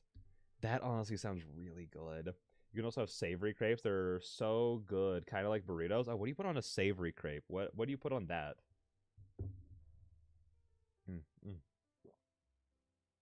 Anyways, what are these? I want to have the eclair. That's what I want. Yeah, let's do that one. Um, but yeah, no, I'm just imagining like you just like take like the normal kind of crepe and you just kind of like roll it up. I don't. What do you put in it though for to have it be savory? Sounds great. I'll take that over there. An eclair? Oh, you'll love it. It's got that smooth custard inside, and it's glossy, and a glossy chocolate glaze on top. Fancy, but so satisfying. And what about you, Rio? Just the coffee for me, thanks. All right, coming right up. You two find a seat and relax. As you find a cozy corner to sit in, you can't help but notice the warmth in the cafe, a stark contrast to the cold conversation with the police officer. Ryota's attempt to lighten the mood doesn't go unnoticed, and you start to feel a bit of the day's stress melt away. Shortly, you see Yoko bring over the pastries and coffee with a cheerful smile. Here you go. Enjoy. Thanks, Yoko. This looks delicious. Anytime, Oi-chan. Just remember, you're always welcome here. You take a bit of the pastry, and for a moment, everything feels just a little bit better. Actually, I just need to get out of the house for a bit. It's been a rough day. Work's been stressful, my mom's been on my case, and Kazuki, it's all just a lot. And with everything that happened, especially last month, abruptly you realize that you're rambling about your troubles. You immediately clamp your hands over your mouth and look up at the siblings, hoping that they haven't been too put off by your negativity. That's okay. Don't put too much pressure on yourself, okay? You're already doing a good job handling everything, especially with what's going on.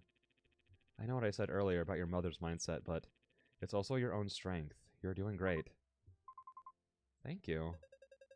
You can always rely on us, you know? We're always cheering you on. Ryota nods in agreement. You feel supported. Despite everything, you are loved. You spend the rest of the night with them, talking about mundane things as you enjoy your dessert.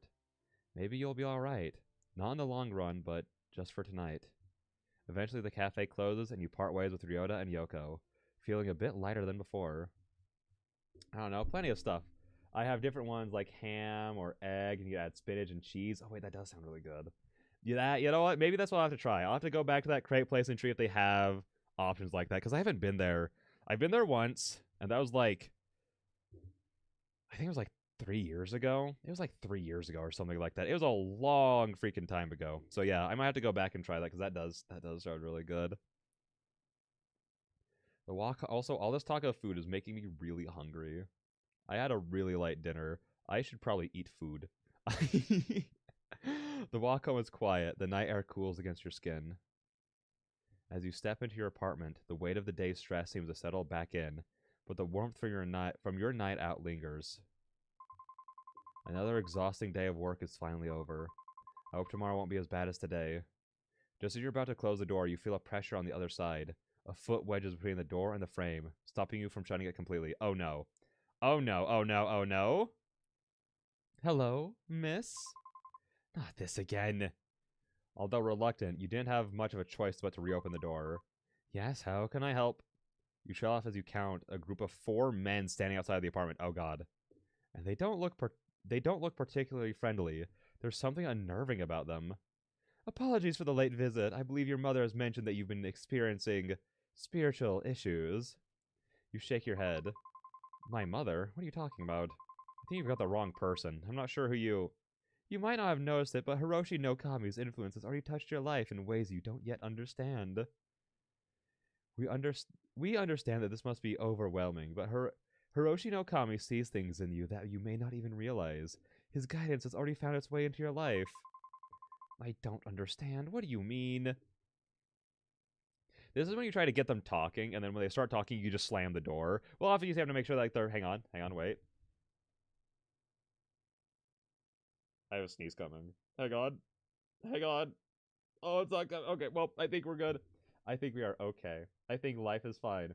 Oh my gosh, hey, Leah, I'm so sorry. I didn't even see that you followed earlier. Oh my gosh, thank you so much for that. It literally just notified me. So thank you so much for the follow. I really appreciate that. I hope you enjoy your stay. We do a lot of stuff like this. We read a lot of visual novels. Again, going to be playing horror games for the upcoming month. But yeah, I hope you enjoy your stay here. Lamau, it's okay. The unfinished isn't relatable. No, it is like burning my nose right now. I don't even know why. Literally all freaking day to get that. All freaking day today, I was completely fine. Not a single sniffle in the world. And then as soon as I was like sitting down, typing out like the titles and everything, and like the descriptions and everything, and getting like the links already, just started. It just started coming out. I'm glad that I calmed down when like the stream actually started, but it's been bad. It's been bad. So yeah, I'm glad you could relate. Again, we're just on the same wavelength right now. You try to shake the confusion out of your mind, but the mention of this Hiroshi no Kami fills you with unease. He chooses his followers carefully. Those who seek answers, those who are lost, those who are searching for something greater. And you, miss, have already begun your path without realizing it. Hiroshi no Kami offers peace, clarity, and understanding. His light can guide you through the darkness and alleviate these spiritual issues that you have. All you have to do is let him. You take a cautious step back, trying to shut the door again, but you can feel their presence looming. The cultists hesitate, their eyes scanning you like they're deciding what to do next. The man who spoke earlier steps forward, his gaze focused and intense. Miss, we understand our arrival is sudden, but this path we offer isn't one you should run from, or turn from. Hiroshi no Kami's light is already in your life. It has touched you in your dreams. Please never say that again. And it can give you more than you could ever imagine. You tense up. It's not like last time. There's a force behind his words that makes you feel trapped. I don't know what you mean. I've had weird dreams, sure, but that doesn't mean I need your guidance. I'm fine on my own. Another cultist firmly pushes a little closer to the door. Shut the door. Shut the door right now. Slam it. Slam it. Call the police. Call someone. Literally anyone.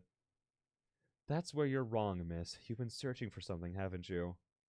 You don't even realize it yet, but Hiroshi no Kami sees your struggles, your doubts. The light he offers can give you the peace you're craving, the answers you've always needed, but only if you accept him into your heart. Another cultist steps closer to you. Hiroshi no Kami can see your fear, your uncertainty. You're standing at the threshold of something far greater than yourself. We are offering you the key to unlock your potential, but you have to choose to step forward. Don't let fear keep you from the truth. You feel your stomach tighten, the pressure of their words hanging in the air like a heavy weight. I don't need anything from you. I'm fine, just... No, you're not fine. You're hiding from the truth. It's obvious that you've been running from your own destiny, from the path that Hiroshi no Kami has set for you. But his light is unwavering. His purpose is inevitable. Thanos. I'm not interested in this Kami of yours, okay? I just want you to leave me alone. Listen to yourself. You can feel it, can't you? The restlessness inside you. Hiroshi no Kami will calm that storm. All he asks is that you open your heart, trust in him, and allow him to guide you. And know that deep down you won't find peace until you accept him. You feel a cold chill running down your spine. This isn't just a request anymore. It's an ultimatum, and you start to realize that the more you resist, the more they're going to push. Miss, please, you don't know what you're turning away. Hiroshi no Kami offers you everything you've ever wanted. Purpose, clarity, belonging. Can't you see? The truth is right in front of you. Stop fighting it. Let him in. You'll find peace. You'll find strength. Just open your heart to him. Feeling the weight of their words press on you, anxiety starts bubbling up. You don't understand. I don't want this. I don't want your salvation, your Kami, or whatever it is you're offering. Just leave me alone! A look of disappointment flickers in his eyes before he exhales, almost sorrowfully. We were hoping that you would come to this on your own, miss. We wanted to offer you guidance, not force you. But it seems you're still not ready. We will be back. Hiroshi no Kami's light will reach you eventually. Everyone finds their way to him in time, but you'll have to face him, whether you're ready or not. The cultists begin to step back one by one, but their eyes linger on you, almost as if they can see something you can't. The weight of their gaze lingers long after they disappear down the hallway. You close the door, your heart pounding, panting, feeling the strain of the encounter. They want to accept their Kami and aren't giving up this easily. They want to accept their kami and aren't giving up this easily. Well, that's because they already accept their kami. It's you that needs to accept it. They're going to keep coming back to push me to their side. This is now when you call the police, or I know your mom sucks and you don't like her, but like, come on. Or your mom. I'd rather deal with mom than deal with those guys. Or you know, even say, hey, Ren, buddy, if you see these guys come back, call the police for me. They're harassing me. They're threatening me, essentially. Like, I don't know. Do something. Tell Ryota about it. Tell anyone. However, you can crash onto the couch as you usually do. You see her, an all too familiar presence seated with a rigid stillness that sharpens as she looks up, disappointment carved into her expression. You were sitting there this whole time and you didn't do anything about it? Why are you doing this to me? Do you know who called me today? The police, again. And why? Because of you, prying into that Kazuki boy's death again. Don't just call him that Kazuki boy. That Kazuki boys. Like, they were. Duh. Anyways. How many times must I tell you? This curiosity will be your ruin. Mom, please, I don't need. Need? This isn't about what you need, and I'm not offering help. I'm telling you what has to be done. Everything you're missing, I've already laid out the answers for you. I'm giving you solutions, but you're the one that's not willing to change.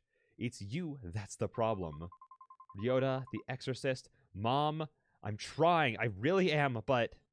Trying? By pushing away the people I send your way? Imagine my shame knowing you treated those with wisdom and respect like common intruders.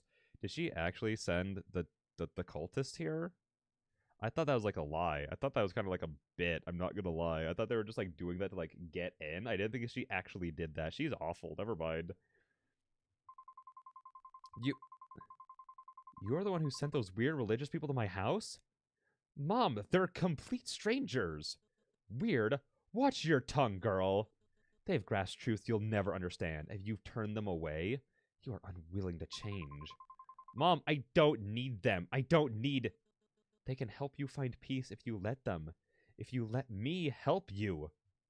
Her gaze pierces through you. It's weird. Sometimes the syntax here, the prose will sometimes describe like you, or it'll be stupid or not stupid saying like me. It switches between saying you or me as we go. Her gaze pierces through you. And then a calculated shift, her voice softens to a deceptive murmur that chills your skin like the calm before a storm. You wouldn't have to bear these burdens if you just listen. All I want is what's best for you. The room feels as if it's closing in, shrinking with every word that slips from her mouth. Her voice relentless and insistent, sinking into you like a weight pressing from every side. It's too much. Your sanity slowly slipping. Oh, God. Your heart slowly pounding against the pressure building in your chest. The constant urge for you to give in, to surrender, if only to quiet her voice. I can't take this. I don't know what to do. Your mind reels, clouded by anxiety as her words echo around you. The pounding in your chest grows stronger, threatening to overtake your last bit of composure. And despite your visible displeasure, your mother keeps speaking, her voice a constant assault against your thoughts. You almost break down as your mother's words ring in the background. There you go again. Are you going to say something or just sit there? She waits, her gaze piercing, expecting you to respond. What are you trying to pull? Don't just stare blankly at me. Her face hardens, her gaze latching onto you, expectant, demanding more. Your grip falters, nearly slipping entirely, when suddenly a voice soft and unfamiliar echoes in your mind, cutting through the clamor. You don't have to do this alone. Your eyes gaze over to the phone in your hand. You don't have to deal with her ramblings alone. Yes, you can always get help. I'll have to call someone, but Ryoto's nowhere nearby, and Haruka, who knows where he is right now. Ren could be an option, but he's hardly the type to calm things down. If no one's going to get here right away, then I'll have to keep her distracted until they do. Who should I call? Ooh, okay. I feel like Ryota could potentially take Mom's side here. Ren, like she said, might not help things calm down, but if Ren hits Mom with a mop, that would be very funny. I would be very here for that. I just don't want to rely on Haruki too much. I don't want to like, especially because that's going to require us to deal with her more. So it's probably going to like drain our sanity a bit more. I just don't know if that's a good call. And again, he does seem like the type who would come to help. He does seem like that type of guy. Like unironically, while we were talking with the people there, I was like, maybe you should try calling like Haruki right now and see if like he could help come and calm things down.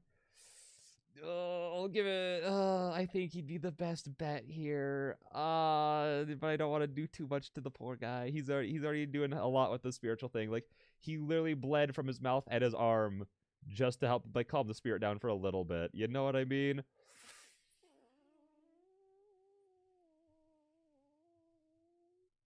I'm gonna call Haruki. Oh my gosh, wait. Okay, okay. I just think he's the best option. I would like to call Ren just to see more of him. But again, he's just not the type who would calm things down here at all. Ryota might take her side. Oh shoot. He's like genuinely our best. Oh, this is so much. I'm so bad at rhythm games.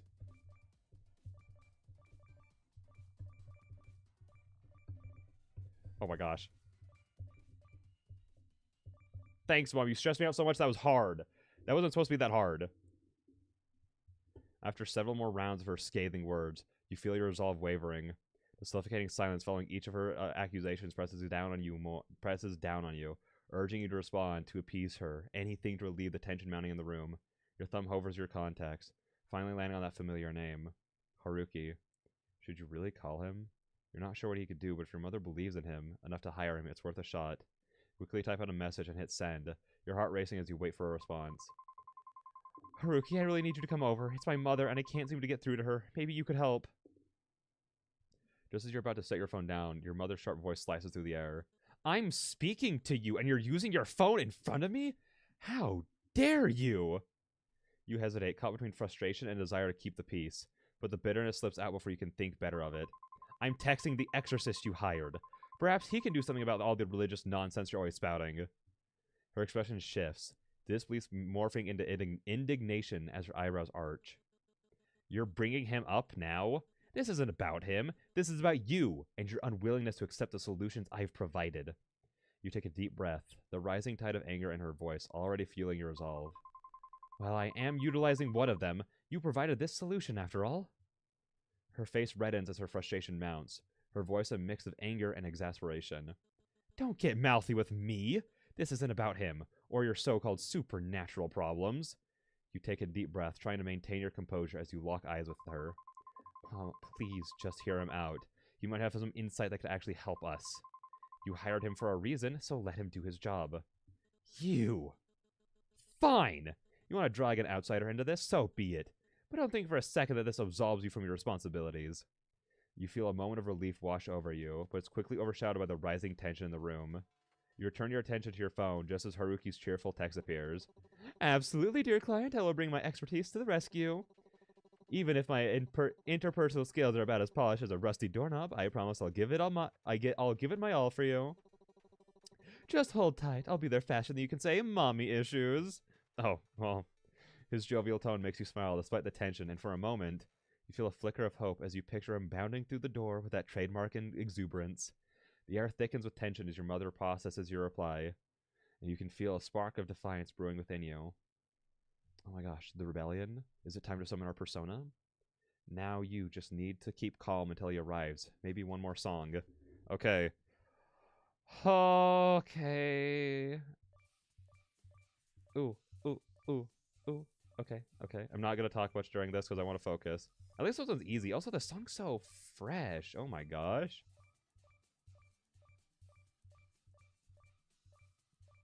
Oh, wait, never mind. This one's easy. This one's like baby game right now. Oh my gosh. Watch it. It's about to get like way harder. Watch it be like, this was phase 1. Time to hit you with phase 2. And there's just 1,000 arrows coming down at me. Oh, well, I missed one. I broke my perfect record. It's fine. I was doing good until I started getting confident. That's how it always goes. Boop, boop, boop, boop, boop, boop, boop, boop, boop, boop, boop, boop.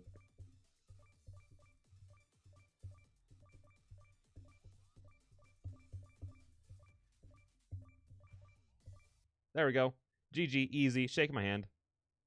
Impressive. You hit a 96% of the total notes. Let's go. Let's go. You manage to calm yourself down, your heartbeat finally steadying.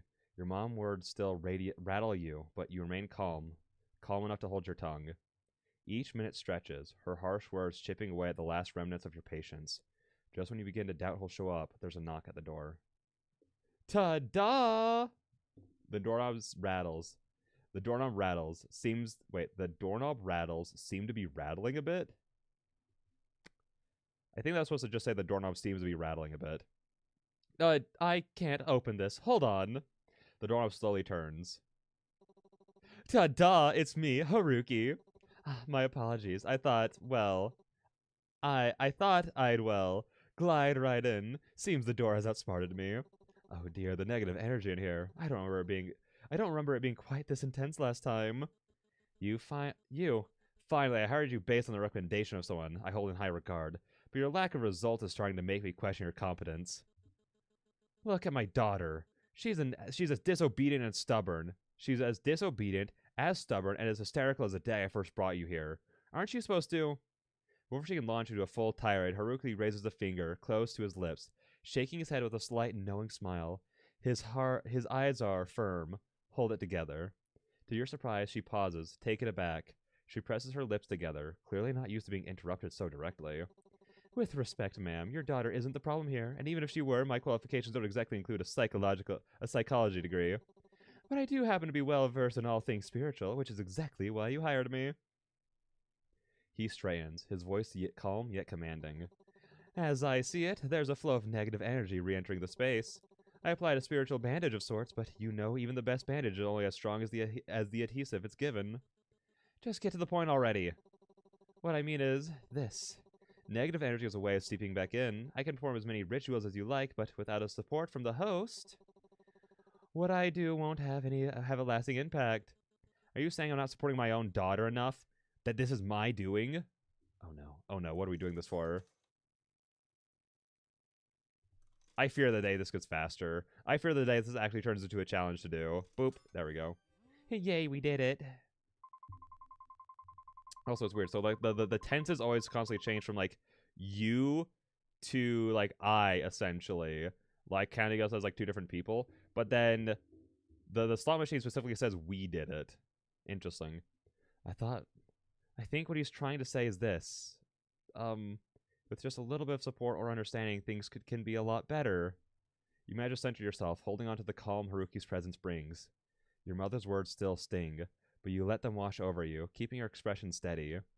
She huffs, watching you closely, clearly waiting for a reaction. Well, at least you're capable of keeping your composure when someone else is around. Haruki picks up on the shift, flashing you an encouraging smile. Exactly, calm in the face of adversity. Nothing shows inner strength better than that. For a moment, your mother is taken aback, her brow knitting as she searches for something else to criticize. With just a bit more support, I think my work can do its magic. All we can do is put this little episode behind us, and we can all put this little episode behind us. He gives her a confident grin, and for a split second, you catch her falter. And what exactly do you suggest? I'd advise you let us handle it, offering as much support as you can from afar, of course. What? So you're saying I can't be involved at all? No, not at all. I'm only suggesting that your involvement be non-physical, or perhaps non-emotional. You're welcome to stay informed, but I'd advise against inputting too much. It could interfere with the process. Your mother's expression hardens as she looks at him with sheer disbelief, ready to object. But Haruki's gaze sharpens, his voice dropping low and steady, so quietly that you almost miss it. The elders have vouched for me. Let me do my job. Fine. But don't think I'll just sit back in silence. This is my daughter, and I'll speak up if I need to.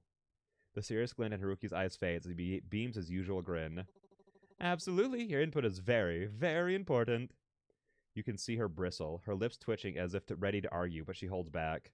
With one last glare, she snatches her purse and mutters bitterly. You'll regret this. As she leaves, Haruki turns to you, tilting his head with an amused glint in his eyes. Well, I'd consider this a case closed? You sigh, shaking your head. She won't let this go so easily, you know. She'll definitely come back. I think I gave her enough to consider. She'll probably hold back at least a little. About that. What was that? What was all that talk of elders? Don't tell me you're part of some kind of religious sect, too. He flashes you a playful, almost innocent look as he turns slightly away. Well, every mysterious and charming entity, such as myself, needs a secret backstory. You pause, feeling a flicker of curiosity along with a touch of wariness. There's so much about Haruki that remains a mystery, so many pieces you aren't sure you're ready to uncover. But before you can even form the words, he turns, sensing your unspoken question. I know it must be hard to trust me when there's so much I can't explain. Someday, I'll tell you everything. But for now, I just hope I've done enough for you to trust me, just a little. Please. His voice softens, and something unreadable flickers in his gaze, a depth he rarely lets slip. Just as you open your mouth to respond, he turns away, his shoulders drawing in slightly, as if shielding himself from whatever you might say. You recognize the gesture all too well. It's the same way you guard yourself, bracing against answers that might cut too close, holding your breath for what you may never say. And in that shared, unspoken moment, you wonder if he knows. You wonder if he knows much. You wonder if he knows how much of himself he's revealed without a single word. That was a struggle and a half for me to read. And remember, you don't have to do this alone. I may not be the best at dealing with anything outside my spiritual duties, but for you, I try anything to make things easier. Aww. Are you saying that as someone who... Are you saying that as someone my mother hired, or as someone who cares? He gives you a sad, knowing smile, followed by his usual cheeky wink. But there's a warmth behind it that feels different this time. Hopefully today's proof is enough. You'll never have to face this alone, not if I can help it. As he finishes, a soft chime from one of his trinkets echoes in the air, a gentle, lingering sound that cuts through the tension and leaves a calm in its wake. In that moment, something shifts, a quiet realization settling within you. Haruki is strange, loud, and showy, no doubt about that, but he's also kind, and in his kindness you sense a hidden fear, a vulnerability he tries hard to mask. Perhaps in ways you hadn't noticed before, you and Haruki are more alike than you have realized. I'd say the same to you. I only wish I could help you too. Haruki pauses, clearly caught off guard by your warmth. A small smile curves his lips before he slips back into his usual playful charm. Ah, my dear client, your very presence is a soothing oasis in the desert of my life. With that, Haruki launches into another one of his flamboyant monologues, every word layered in theatrics. After a few more lighthearted lines, he bids you farewell with an exaggerated bow, leaving you to wonder which Haruki lingers in your mind. The bold, larger-than-life jester, or the rare, gentle presence that emerges when his guard slips. Let's go. Haruki is good for my sanity, too. I relate to this. Affection with Haruki increased. Okay. Visit the shrine? Kazuki. The air around the shrine feels oddly... Work was tiring today. I'm sorry, Kazuki, but I'll do what I can. There, all cleaned up. Perhaps some incense from the temple would help you feel better, but I'll have to get it for you next time. Okay, Kazuki? I really wish I could, but it's late. Alright, there we go. Just adding it to the stuff. Excellent. Let's do some bathrooms time to, like, get our sanity back together. You're keeping it together pretty well, but there's no harm in making sure you're extra calm. Select music. Let's play Smog. Easy. Easy, because I'm a baby. I need baby games to be good at them. That's why I play Pokemon so much.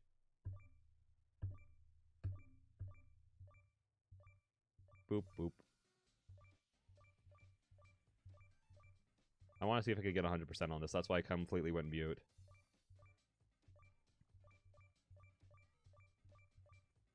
No, no, no, no, the mission failed! Mission failed! Abort! Gosh darn it, I shouldn't have said anything.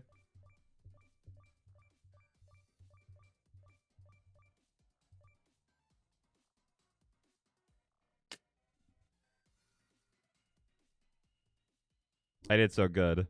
Also, we're so cute. We're so cute over here. Impressive, you hit 92% of the total notes. Bonk. Sanity increased.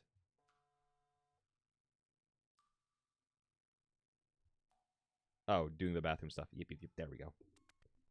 Now, bedtime. Can we have... Huh. Oh wait, no. Oh, I wanted to go to the window. I wanted to go to the window. Okay, it's fine. We won't smell whatever it is outside. You finally enter your bedroom and switch off the lights. But they flicker and sputter before finally surrendering to the darkness. Slipping beneath the covers, you hear the quiet hum of the pipes, the low rush of cars on the street, and the usual footsteps of neighbors from above. But tonight, the footsteps multiply, a growing thump that becomes heavier, faster. She's never gonna get a good night's sleep ever again. This is just the worst. You start to wonder if it's something else.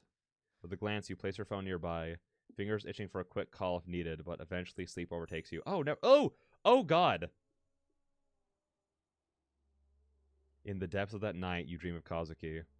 In the dim, hazy scene, he talks about his fascination with collecting insects, each word faint as a breath.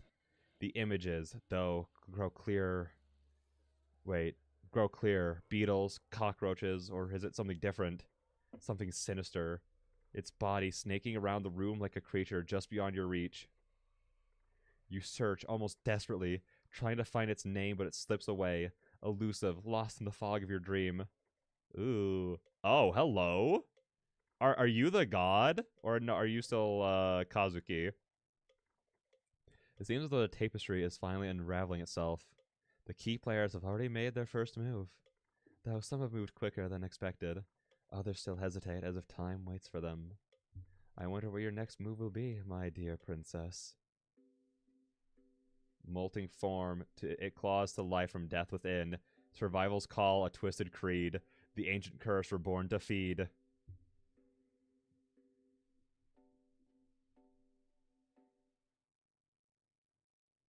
Day 4. That was only I thought we were already on day 4. Okay, I think I'm going to have to make a decision. It is already incredibly late my time, and I must be getting off to sleep. I think that just because we have 2 more days left, because with the update, and I don't want to do it like here. Let's do this day today and get to like where the original demo ended, and then next time we stream the demo, only have a little bit of stuff to do, like a 30-minute, 40-minute kind of thing.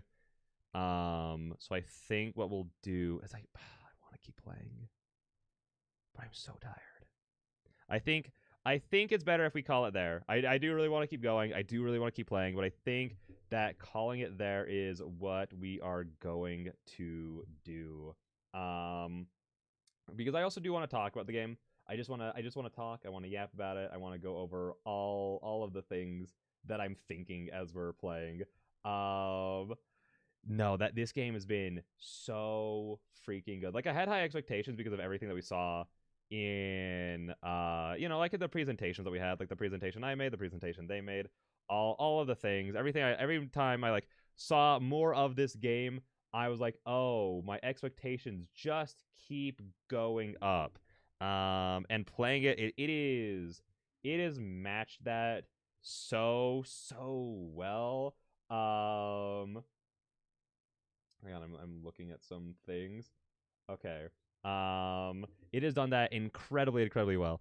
Like from not just like the writing is like, I don't know, very strong. I like all the characters so far, except for Ryota's a little boring, but like I'm sure he gets better. I like Yoko a lot. She's cute, she's fun. Ren is adorable and a ton of fun. Haruki is just the best. Haruki is just the best boy. The more time that goes on, the more I go, oh, it makes sense why again, he's on the everything in terms of like the advertisement, in terms of like the posters, the TikToks, all the profiles everywhere. It makes so much sense as to why he's like everywhere, because he's just so good. You know what I mean? He's just such a good boy. He's so fun to be around. He's got those layers starting. He's got the mysterious backstory. I don't know. He's so reliable. Again, the fact that like I was saying like I want to, because for my own simping reasons, I want to call Ren, where I'm like, but I can rely on Haruki. I can rely on this guy. That's the thing that made me want to call him. So I think I don't know. I might be falling in love, but that's fine. That's fine for another day. But yeah, then there's also just like again the town. The fact that we actually have like this like little town map that we can like travel around and look through to go to like all the different locations that we want to on like the days. Like that's just such a fun mechanic. It gives like so much replayability, especially with like the fact that we actually have to like manage our time wisely and everything takes like different amounts of times. Like that's so cool. And there's even like little touches like again, I am guessing that the window gives you something different every single day. And then there's like the rhythm mini game, and then the slot machines. Like there's just like so many different layers to all of this, and the fact that like every single time there's like a big choice, you have the option of who do you want to call. You have like all three of like the main boys that you can call in all of these like big moments. That right there again, like three separate big old scenes. Right, like I know that's just like like normal kind of visual novel uh stuff and just like decision making, like people you want to spend time with. But I think it's just like being given like these little extra layers to it. And again, even everything about like the presentation of it. Like again, the town itself is such a good and clear UI. Again, the only thing like could kind of be cleared up a little bit about it is like how much time some things will take, because it's like hard to know, oh, is this one going to take 5 minutes, is this one going to take 10, is this one going to take 15, that we can make more informed decisions essentially. But even then, it's such a clean UI, and then the phone is so cute, and again, so easy to like navigate. It has so many options to it. I guess I'm gonna click so we can get into this, and then we can access the phone. Like there's so much to it, and then there's even like just little dumb touches like this, which I appreciate so much. It's so unnecessary. Like it's like why is this a thing? Why is this happening? You know what I mean? But I am so okay with that. But it's just been a good time. I don't know what else to say. Like everything about it is just on point. I think the only issue, like obviously there's like a couple of issues like the spelling errors and like the grammatical errors that we found, but like again, it's just a demo. There's like a good chance that those will be fixed by the time we play more essentially. Um but yeah, I don't know. It's just been a real good time, and I'm so excited. I'm so excited for more of this. Um, but I think with that being said, I think that's where we're gonna end it for tonight. Yeah, again, I do really want to keep playing. It's just I want to be like awake and aware when we're doing it. Otherwise, I would keep us going essentially. But yeah, I think for tonight we're gonna just to, like kind of more celebrate like the fact that this game's going. Okay. Yeah, sorry. It's just like so late my time. I'm going to bed way too late. And again, I actually want to be like awake and like present for these things, you know? Because like I started like feeling myself like kind of slipping there a little bit. We were having that conversation with Haruki there at the end. I was like, no, I don't want to be feeling those things. You know what I mean? I don't want to be feeling those. So I decided we're not going to do that. And so yeah, we're going to go ahead and raid into Denpa Sakai just because they seem to also be playing this game. So we're going to be going and doing that. So yes, everyone please be respectful, everyone please be kind and make good choices. Treat them with the absolute respect that they deserve. Thank you for streaming. Thank you so much for being here, Leah. I keep trying to say Leia. I don't know why. I guess I'm thinking of Star Wars too much. Thank you so much for being here. It really meant a lot, and I'm glad that you got to play this with me. It was a ton of fun. So I hope you have a great rest of your night, and I will see all you beautiful people in the next one. Bye bye.